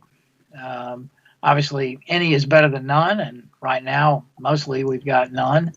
So, I don't want to let perfect be the enemy of good. As I say, if Amazon is interested in funding, a mechanism where you would buy 6 condominiums or 6 condominiums in a townhouse, and they would help us do that, then I'm for that. After we get past the deadline, if we have our application in, that would be a good time to talk about some of the ideas like Ross brought up. I personally believe that to move the needle in the direction of dozens and hundreds, we're going to have some mechanism where we involve the private sector and we give them density bonuses, or we, contribute land on the city side to do something that will enable us to build units at a more aggressive pace than it sounds like we would be able to do with a home ownership vehicle. So those are just my thoughts. But I appreciate, we've talked about this a long time, and you guys have done a great job sort of getting things teed up. And I think now you go into your bunker and, really whack out that application and try to get us in there and in the fight for this, what I hope would be, not the last money we would see from Amazon and the private sector on affordable housing. So I appreciate your efforts, and I'll try to tune into the Housing Commission tomorrow night and learn more about what you're proposing. So thanks. Thank you. And I'll just add that this is year 2, but there are 3 more years of funding that we might be eligible for. So. All right, thank you. Although let's go for it this year. Yes. Let's next go to Mr. Snyder and then Ms. Hardy. Sure, thanks a lot. Staff has come up with, in very short order, a good approach to try to get the Amazon funding. So here's a general question which I've asked before, so I'll ask it again. We have 2 major projects that are under negotiation right now, one at Washington Broad and the other one up at the West End. Why are we only requiring 6% affordable if it seems to me the least costly way to get affordable units in the city is to mandate it as part of new developments? Why are we still at 6%? I'll try to tackle that question just briefly. So we've done a quick survey of what the city's asks are and how they rank in the region. It's not an easy calculation to do because developments can be so different and the methodologies can be so different. The city's ask for 75-foot tall mixed-use projects is actually pretty similar to what Arlington County and Fairfax County get in those proffered rezonings or site plan approval processes in those respective jurisdictions. So one answer is that what we're getting appears to be pretty close to what the market is in our, immediately adjacent neighbors.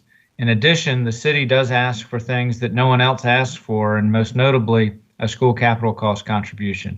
So those are two reasons why we've not been able to push above that 6% at 60% ceiling. Maybe not a satisfactory answer. We keep pushing, but that's the best answer I can give. All right, Ms. Hardy.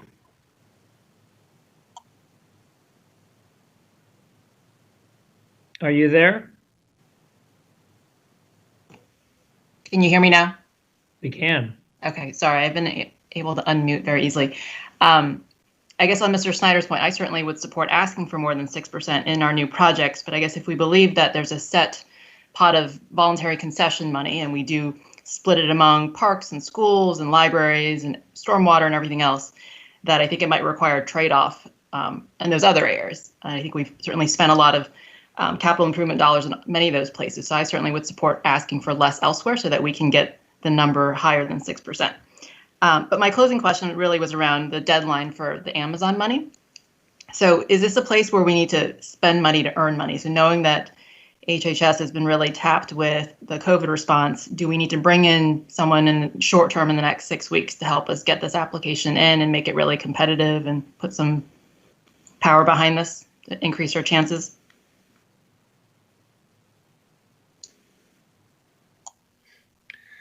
We think so. We think having a good partner with us with this application, I think, is helps us with competitiveness and also helps us importantly on execution when we're successful in getting the grant.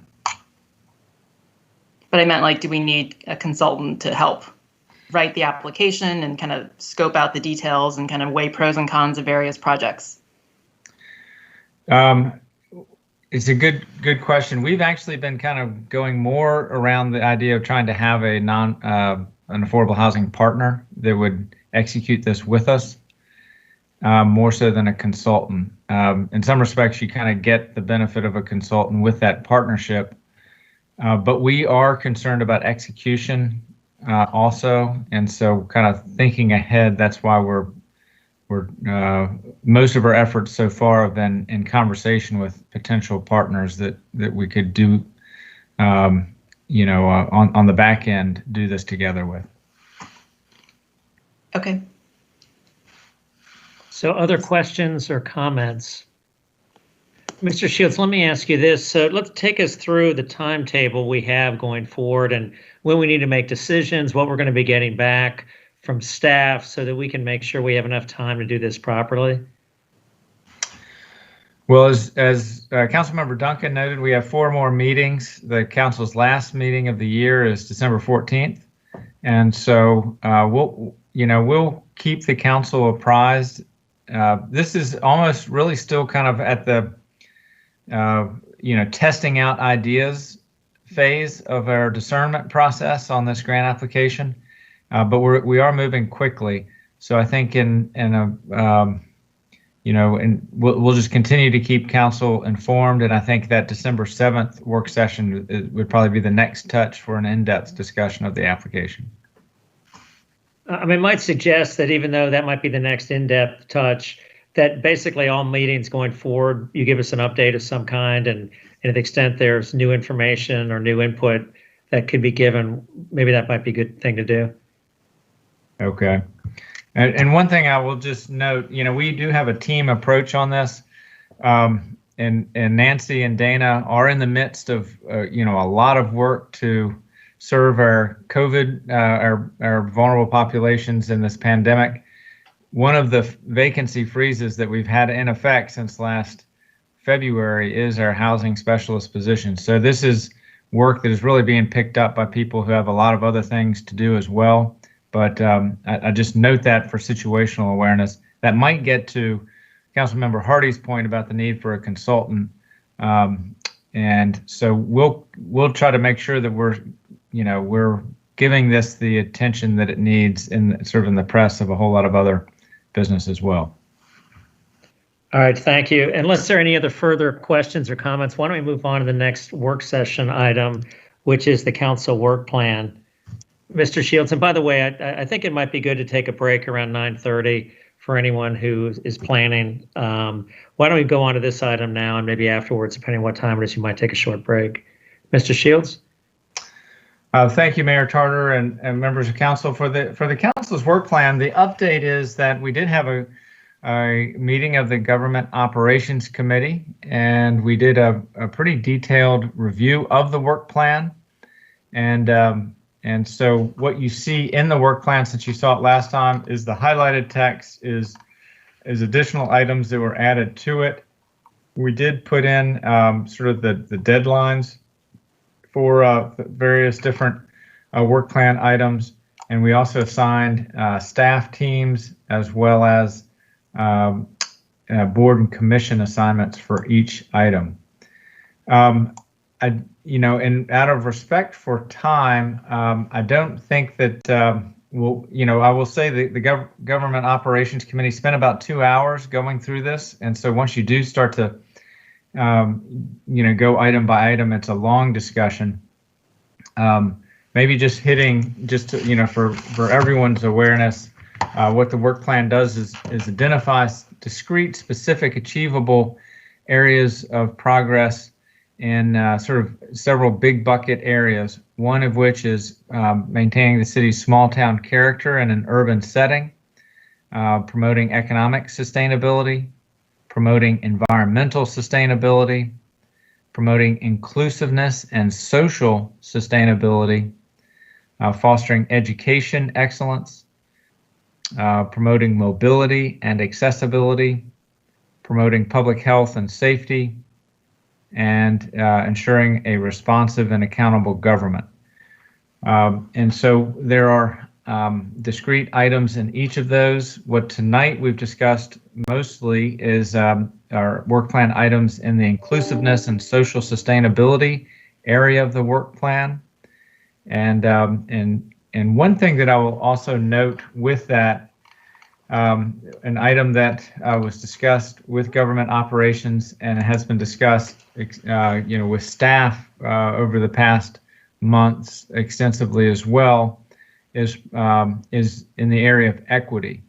And so if we go to the inclusiveness and social sustainability portion of the council work plan, I'll just note that one, or the work plan item to evaluate all city programs, policies, appropriations through the lens of racial and socioeconomic equity.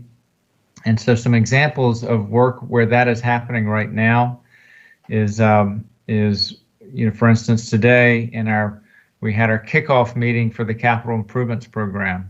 And so one of the key tests for projects that we'll be bringing to the city council for the capital improvements program is equity, making sure that those dollars are being allocated equitably across the city, and particularly in areas where the city is underinvested in its transportation infrastructure and sidewalks and buses, stations for people using transit and that type of thing, trying to address where those deficiencies exist through an equity lens. The police department has its reform process that is happening right now. That is an internal process with a lens towards progress on equity issues with respect to the police department and its relationship with community. And the Use of Force Review Committee is also a really important platform for that discussion and for potential change as well. The council will be getting the report from that committee at your next meeting in November. I'm sorry, on November 23rd. The library staff are doing a review of our collections policy with an eye towards making sure that all of the community is represented in the books that we have in our library. And then HR is reviewing our administrative regulations from an equity perspective, how we hire, how we recruit, how we're having an inclusive and diverse workforce. So those are some examples of this ongoing work. But basically what we're resolving to do with this work plan item is to be more intentional in the area of equity and to back it up with policy and also measurable goals where we can move the needle and in a positive direction. And so I just wanted to note that is one item that's in the work plan as well that came out of the government operations discussion and reflects a lot of staff discussions as well. So I won't go through the entire work plan. I just wanted to hit on a few things, and I'd be happy to answer any questions. All right, looks like we've got a few. Thank you, Mr. Shields. Thank you, the GovOps, for spending so much time on this. Our first question is from Vice Mayor Connolly, followed by Ms. Hardy. Thanks, Mayor Tarter. As Mr. Shields said, the Government Operations Committee did go through this very thoroughly last week, and we also had Mr. Duncan and I are on the Government Operations Committee, and Ms. Hardy and Mr. Snyder were also there. So there has been a lot of council input into this plan. Several things I just want to point out. At the very end, Mr. Shields, if you would, or Cindy, would you move to the end? We looked at some things and said perhaps we had bit off more than we could chew by coming up with some really good ideas that there's just no way are going to be accomplished by 2022. So we put them at the end, longer term items for consideration, because they're all things everyone agreed were good topics, things that would make a difference in our city, but we just don't have the human power to address them right now. But they're not going to fall off the radar because we do think they are important. That's one thing. The second thing I want to mention about this is I would really like City Council to send an official memo to all of these boards and commissions and share this with them and say, this is our work plan and you are really important in the implementation of our work plan because you're the advisors. And we have put you on these projects because we want to make sure that these projects get done and you're the ones who are the experts on this.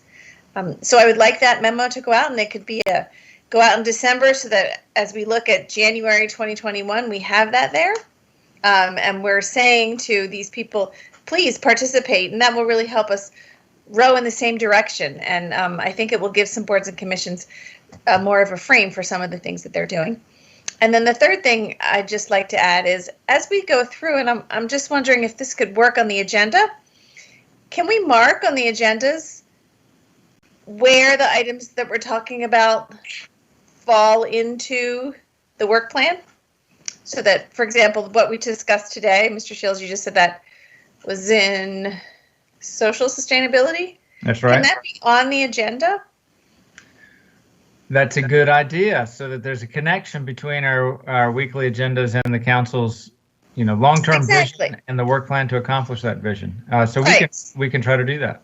All right. So, but can you ask the staff team that's responsible to do that, so that the clerk doesn't have to be running around trying to get it at the last minute, but that is actually part of the staff report that gets submitted? Yes. Very good. Thank you. All right, Ms. Hardy, followed by Ms. Hiscott.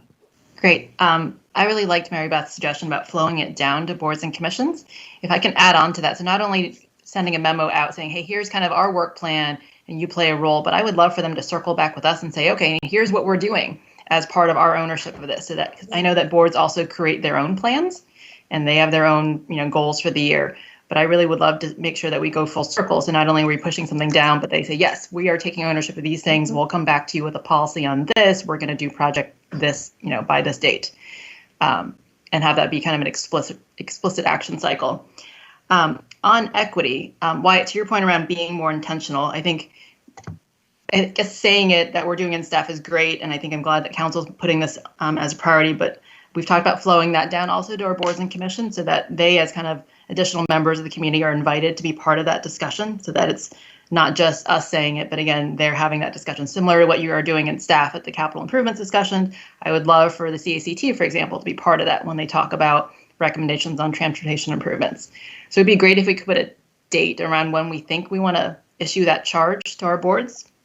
Maybe it can be something we could say in 2021, by mid-year, all of our boards will have this discussion and they come back again with us to recommendations. And then the last one is I'm really feeling Dan's absence, I think, on all the green stuff. But as I look at what we've outlined, I think those are all lofty and good goals of, let's meet the COG goals, be carbon neutral by X date. But I feel like that just needs a little more work. So as I take a step back, and I think while we have hopefully brighter future ahead with change in national leadership, I feel like the climate change issue is really our big existential crisis, and we could probably do a lot more to lead here. So whether it's, a goal that says more explicitly that Falls Church will be carbon neutral by 2040, that could be one. Or can we do our part to say we're going to have zero waste in all of our city and school buildings by another date? Or actually putting a target date for when we will transition the city fleet to all BEV vehicles. I think right now they're just kind of items out there, but I would love for us to be more ambitious here. And again, this might be a place, I don't know enough about it to put meaningful goals, but I would love for the ESC to help us with this, because as I look at it, it just feels a little weak. And I feel like taking a step back, we need to do more here as a community and certainly as a country. And then the last one is around pedestrian safety and traffic safety, which I know Mr. Snyder is a fan of. Several of us have brought up speed cameras, and I think now the General Assembly has passed legislation that allows not only red light cameras, but also speed cameras under certain conditions. I haven't looked at the bill enough to know what the requirements are, but I would love for that to be included as part of that bucket of work around prioritizing pedestrians and traffic safety. Okay, thank you for that. I've been taking notes as with those comments. And I will just note it, the speed cameras are specific to school zones. And so we are aware of that code change, and it is something that's on our work plan, but we can put that in the council's work plan as well. With the city being so small, we probably have lots of school zones. Right. Mm-hmm. Great, thank you. All right, Ms. Hiscott, followed by Mr. Snyder. Yes, I'd like to just echo Ms. Connolly and Ms. Hardy's statements about flowing these expectations down to the boards and commissions, and specifically for the boards and commissions to be able to use to recruit additional volunteers on their boards and commissions. I think when you can tie them into specific goals and specific action items and timelines and see how they fit within the framework of the overall city, that certainly is a way to encourage people to join and have specific goals and specific timelines. I know as a volunteer, working on coordinating volunteers, they really like to know why they're joining something and what they can do and what results they'll have. So just reiterating those points on flowing those down through boards and commissions. And then secondly, on Ms. Hardy's comments about environmentalism, I feel that while I, too, am not an expert in this area, that we have so many experts in our community who are willing to lead us and by working with that board and commission to help us define what those can be and what's realistic, yet aggressive. I think we should use, to the extent we are able to, use the experts we have. So, look forward to relying on and hearing from them as well. That's all. Thanks. Thank you. Mr. Snyder, followed by Mr. Lichtenhouse. Sure. So 3 points. First of all, on sustainability, the fact is that the Council of Governments has set a set of deadlines, metrics, which I think are relevant to the City of Falls Church. So in a way, some of that goal setting in the area of sustainability and environmental protection has already been done at the Council of Governments level. We've all signed off on that. So I think we should start there. Secondly, with regard to safety, the Transportation Planning Board issued very, very detailed ideas for highway safety improvements, and hopefully they'll be carefully worked through as we look at that issue. Finally, I wonder if you could put back up the last part of the chart at the end where we talked about moving long term. My recollection was that while we changed the wording of innovation and emerging technology focus, but we weren't changing the timeline or moving it out. We had called for a task force before. For one reason or another, staff didn't prefer to go that way. I think that focus should not be a long-term focus. I think it should be a short-term focus. So I would ask that that be moved back. It is reworded to provide more flexibility, but that be put back into the category of immediate action. And I think the technology focus covers everything from more efficient city services to ways by which we can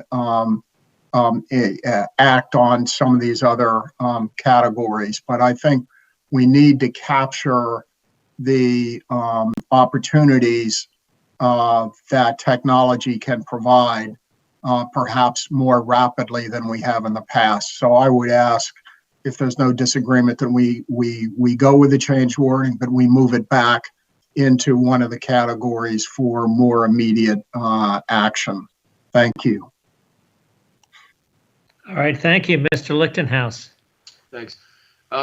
One of the things that I'd like to see expanded on, and again, I know we've got limited time, limited resources, and we can't capture everything immediately, but as it relates to economic sustainability, moving beyond the small area plan in the West End to other areas of the city, I think that that's something that we should continue to focus on. I don't want to be prescriptive around what that language is like, and maybe it's just a footnote here. But I think continuing to review our small area plans and other areas where we want to incentivize and stimulate redevelopment or just general economic activity is something that should consistently be on our radar, because that is a marathon, something that we'll have to do every year. And then finally, to get a little more granular around transportation safety. One of the things that I really think needs to be on our radar as it relates to pass-through traffic and some of the applications, the traffic applications that are out there, like a Waze or even a Google Maps. One of the solutions that I continue to hear from people that has been successful in helping the cut-through traffic have been the permitted kind of ingress and egress onto streets, similar to what we see over there. I believe it's near Cherry off of Hillwood. That permitted movement through, even though folks really don't display the permits, but it is recognized in the traffic apps, and it won't direct people to go through those particular streets. And so as we talk about Greenway Downs and other cut through, I think that is one solution that should be footnoted on the transportation and safety portion of our work plan.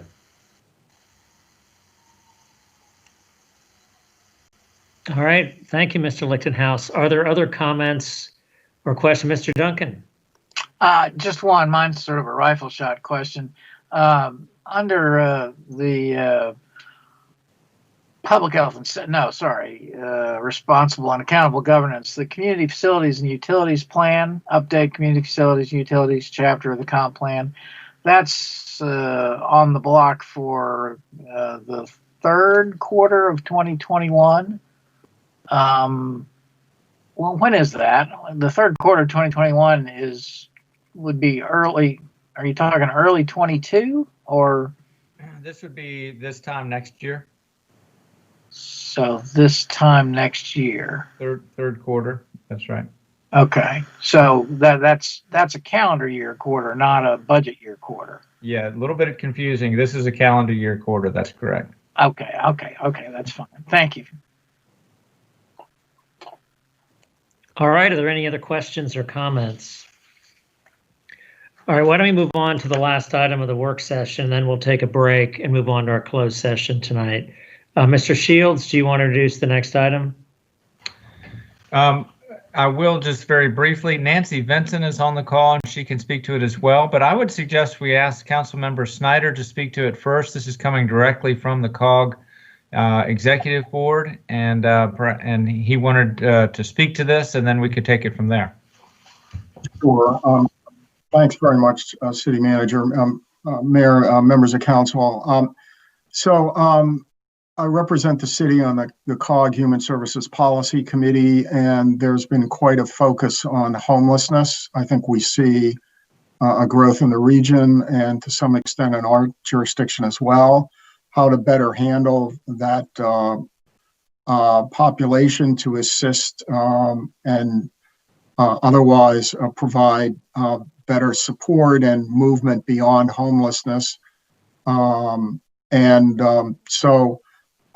before I voted for this proposed sort of set of regional actions, I wanted to make sure that staff was comfortable and able to comply, and especially that council felt that it was a right way to go from a policy standpoint. So I'll turn it back to you, City Manager, to your staff. Thanks.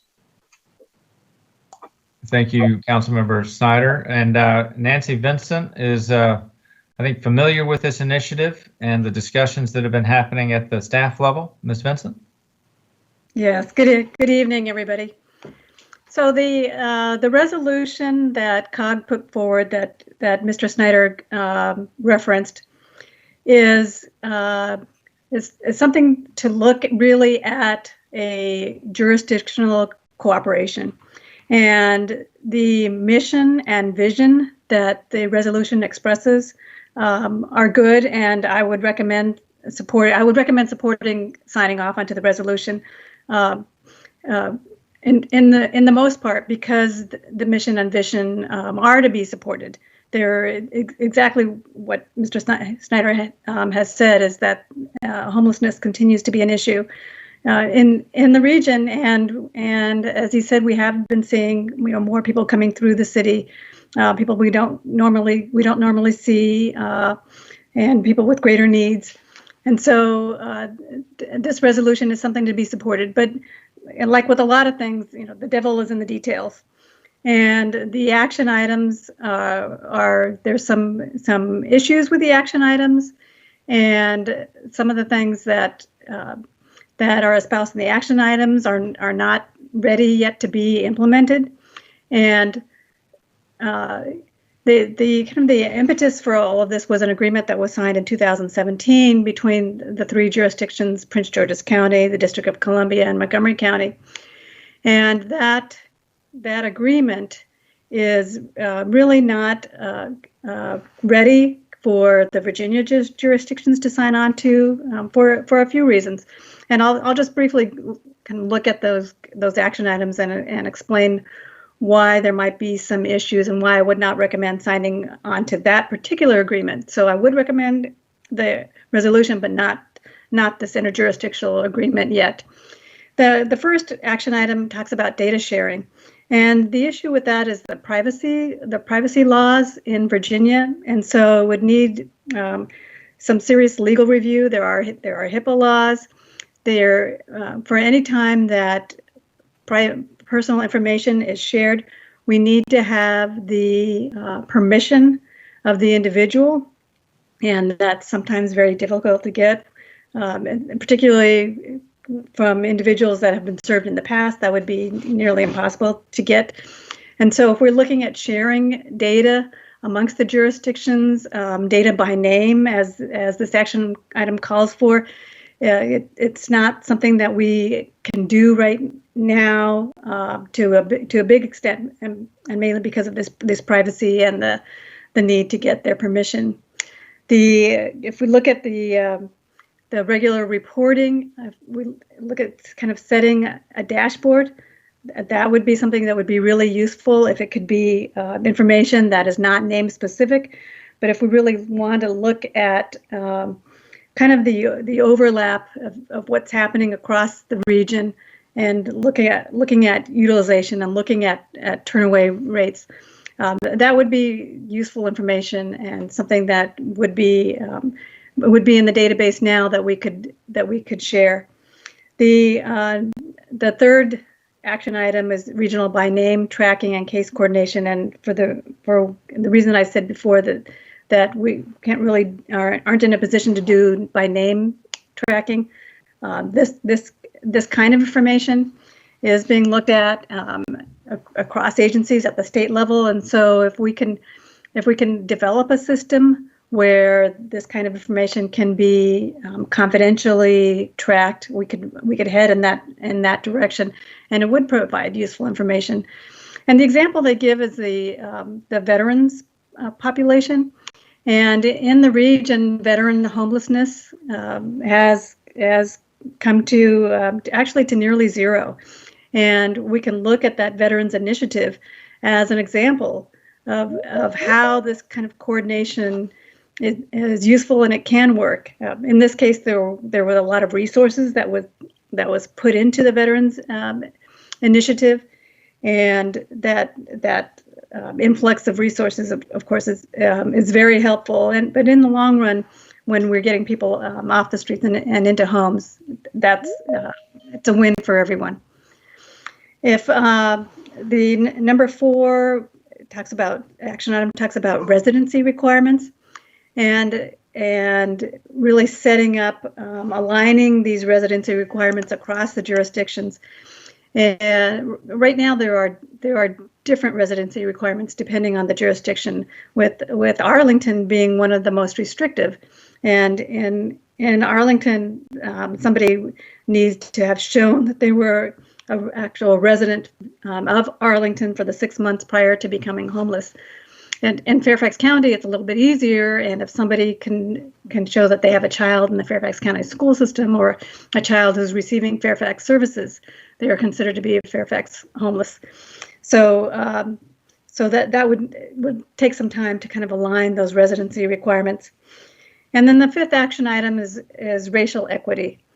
And that's something that really needs to be studied. And Mr. Shields talked about the kinds of equity programs that are that we're looking at here in the city and across the region. And we know that the African American population is disproportionately affected by homelessness. And so there's about half of the homeless population in the region is African American, but only 10% of the population. And that 50% doesn't really align with poverty levels. So this is something to really look at and to find why or what's going on around equity in the systems that we have developed. So this is something to pursue. And those are the 5 action items. And so for the reasons I just stated, there are. We're not in the position yet to sign on to any regional agreement. There are legal things to be looked at. But this resolution is a good one, and this is an issue that we need to address. Thank you. Thank you. I guess I'm a little confused where this leaves us then. And I don't know if you, Mr. Snyder, have any thoughts. Sure. Sure. Let me try this. What I do is ask staff to draft potential amendments or a substitute motion or something that I can that hope that can be circulated to council as appropriate, and that we could make as a substitute or offer comments. What I'm hearing is some of the details we're just not in a position from a staff perspective to support. So we're going to need, I don't want to simply say no, because I think we all share concern, but something either procedural or substantive that gives us something to say, to add to the conversation, to move the ball forward. Is that too difficult for staff, or do you feel you can do that within the requisite time? Because this is coming up fairly soon. I can draft something up generally. I'm happy to do that. As far as the resolution itself, the resolution says consider implementing the following actions to the greatest extent possible. So the resolution does give some leeway there.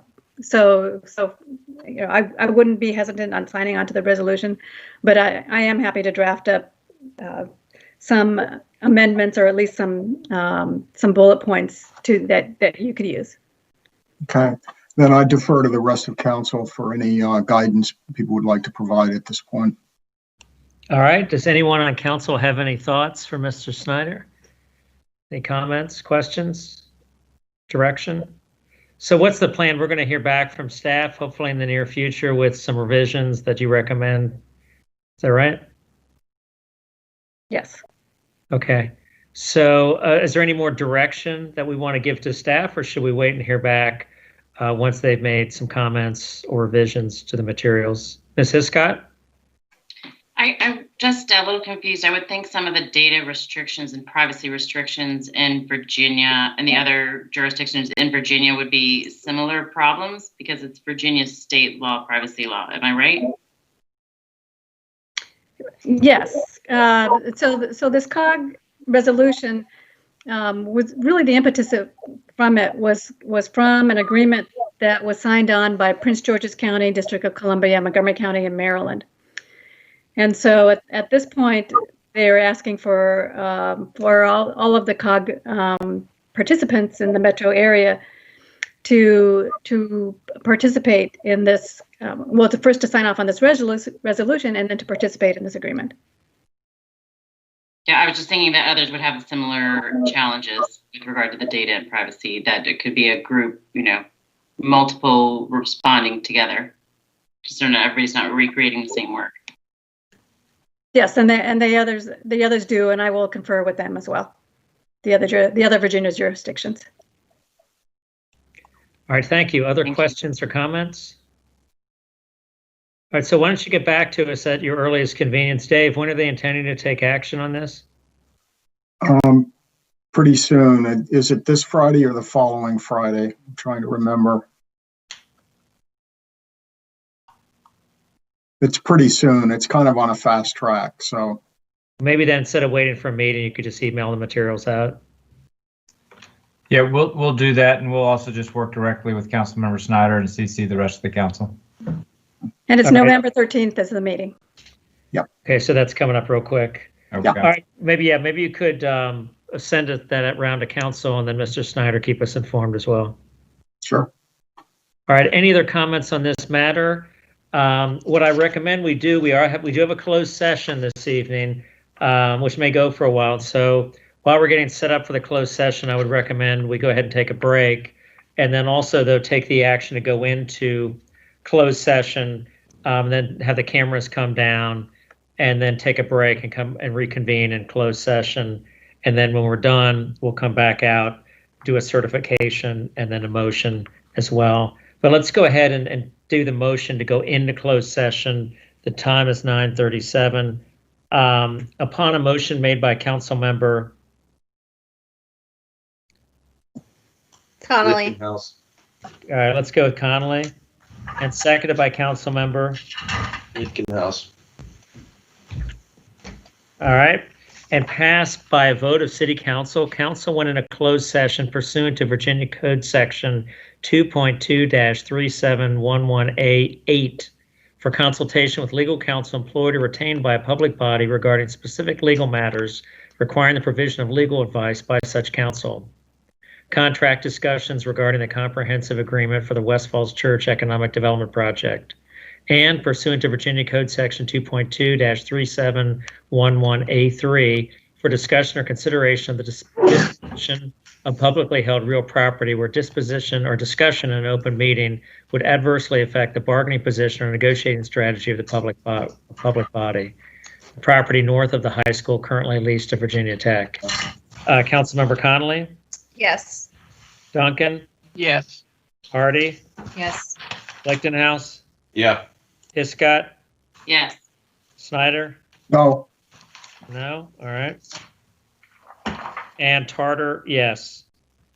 All right. So why don't we take ourselves let's take a 7-minute break. It's 9:38. Why don't we reconvene at 9:45 in closed session? And Mr. Shields and company, you can make sure those cameras are all down and we're, in closed session. Yes, sir. All right. Sounds good. We'll see you in 7 minutes, or now 6 minutes. All right. Let's do it. Upon a motion made by council member Connolly. Connolly, all right. Nice. And seconded by council member Hardy. and passed upon a vote of city council. Council reconvened in open session. Council member Connolly, Yes. Duncan, Yes. Yes. Artie, Yes. Lichtenhouse, Yes. Hiscott, Yes. Snyder, Yes. Tarter, yep. All right, it is 11:13. This is the certification. Upon a motion made by council member, Hardy. seconded by council member, Duncan. and passed upon affirmative roll call vote in open session, it was certified that only public business matters lawfully exempted from open meeting requirements and only such public business matters as were identified in the motion by which the closed meeting was convened were heard, discussed, or considered in the closed session or meeting by the body. Councilmember Connolly, Yes. Duncan, Yes. Artie, Yes. Lichtenhouse, Yes. Hiscott, Yes. Snyder, Yeah. Tarter, yep. All right. Is there anything else we want to say tonight? Other Hey, than Wyatt. what's that? Go ahead. Wyatt. Oh, I didn't mention it earlier when I couldn't unmute myself, but the EDA, it looks like they have their panel of economic experts talking about kind of the post-COVID economy that was originally coming to council a while back. Looks like they're going to the EDA tomorrow night. Can we get that invite forwarded around in case people want to join? Okay. Anything else anyone wants to mention before we adjourn? All right. Well, why don't we adjourn for the night? What do you guys think? Yeah. Yeah. All right, let's do it. Good night, everyone. Good night. Thank you, council. Welcome. Good night, everybody. Good night. Everybody, thank you.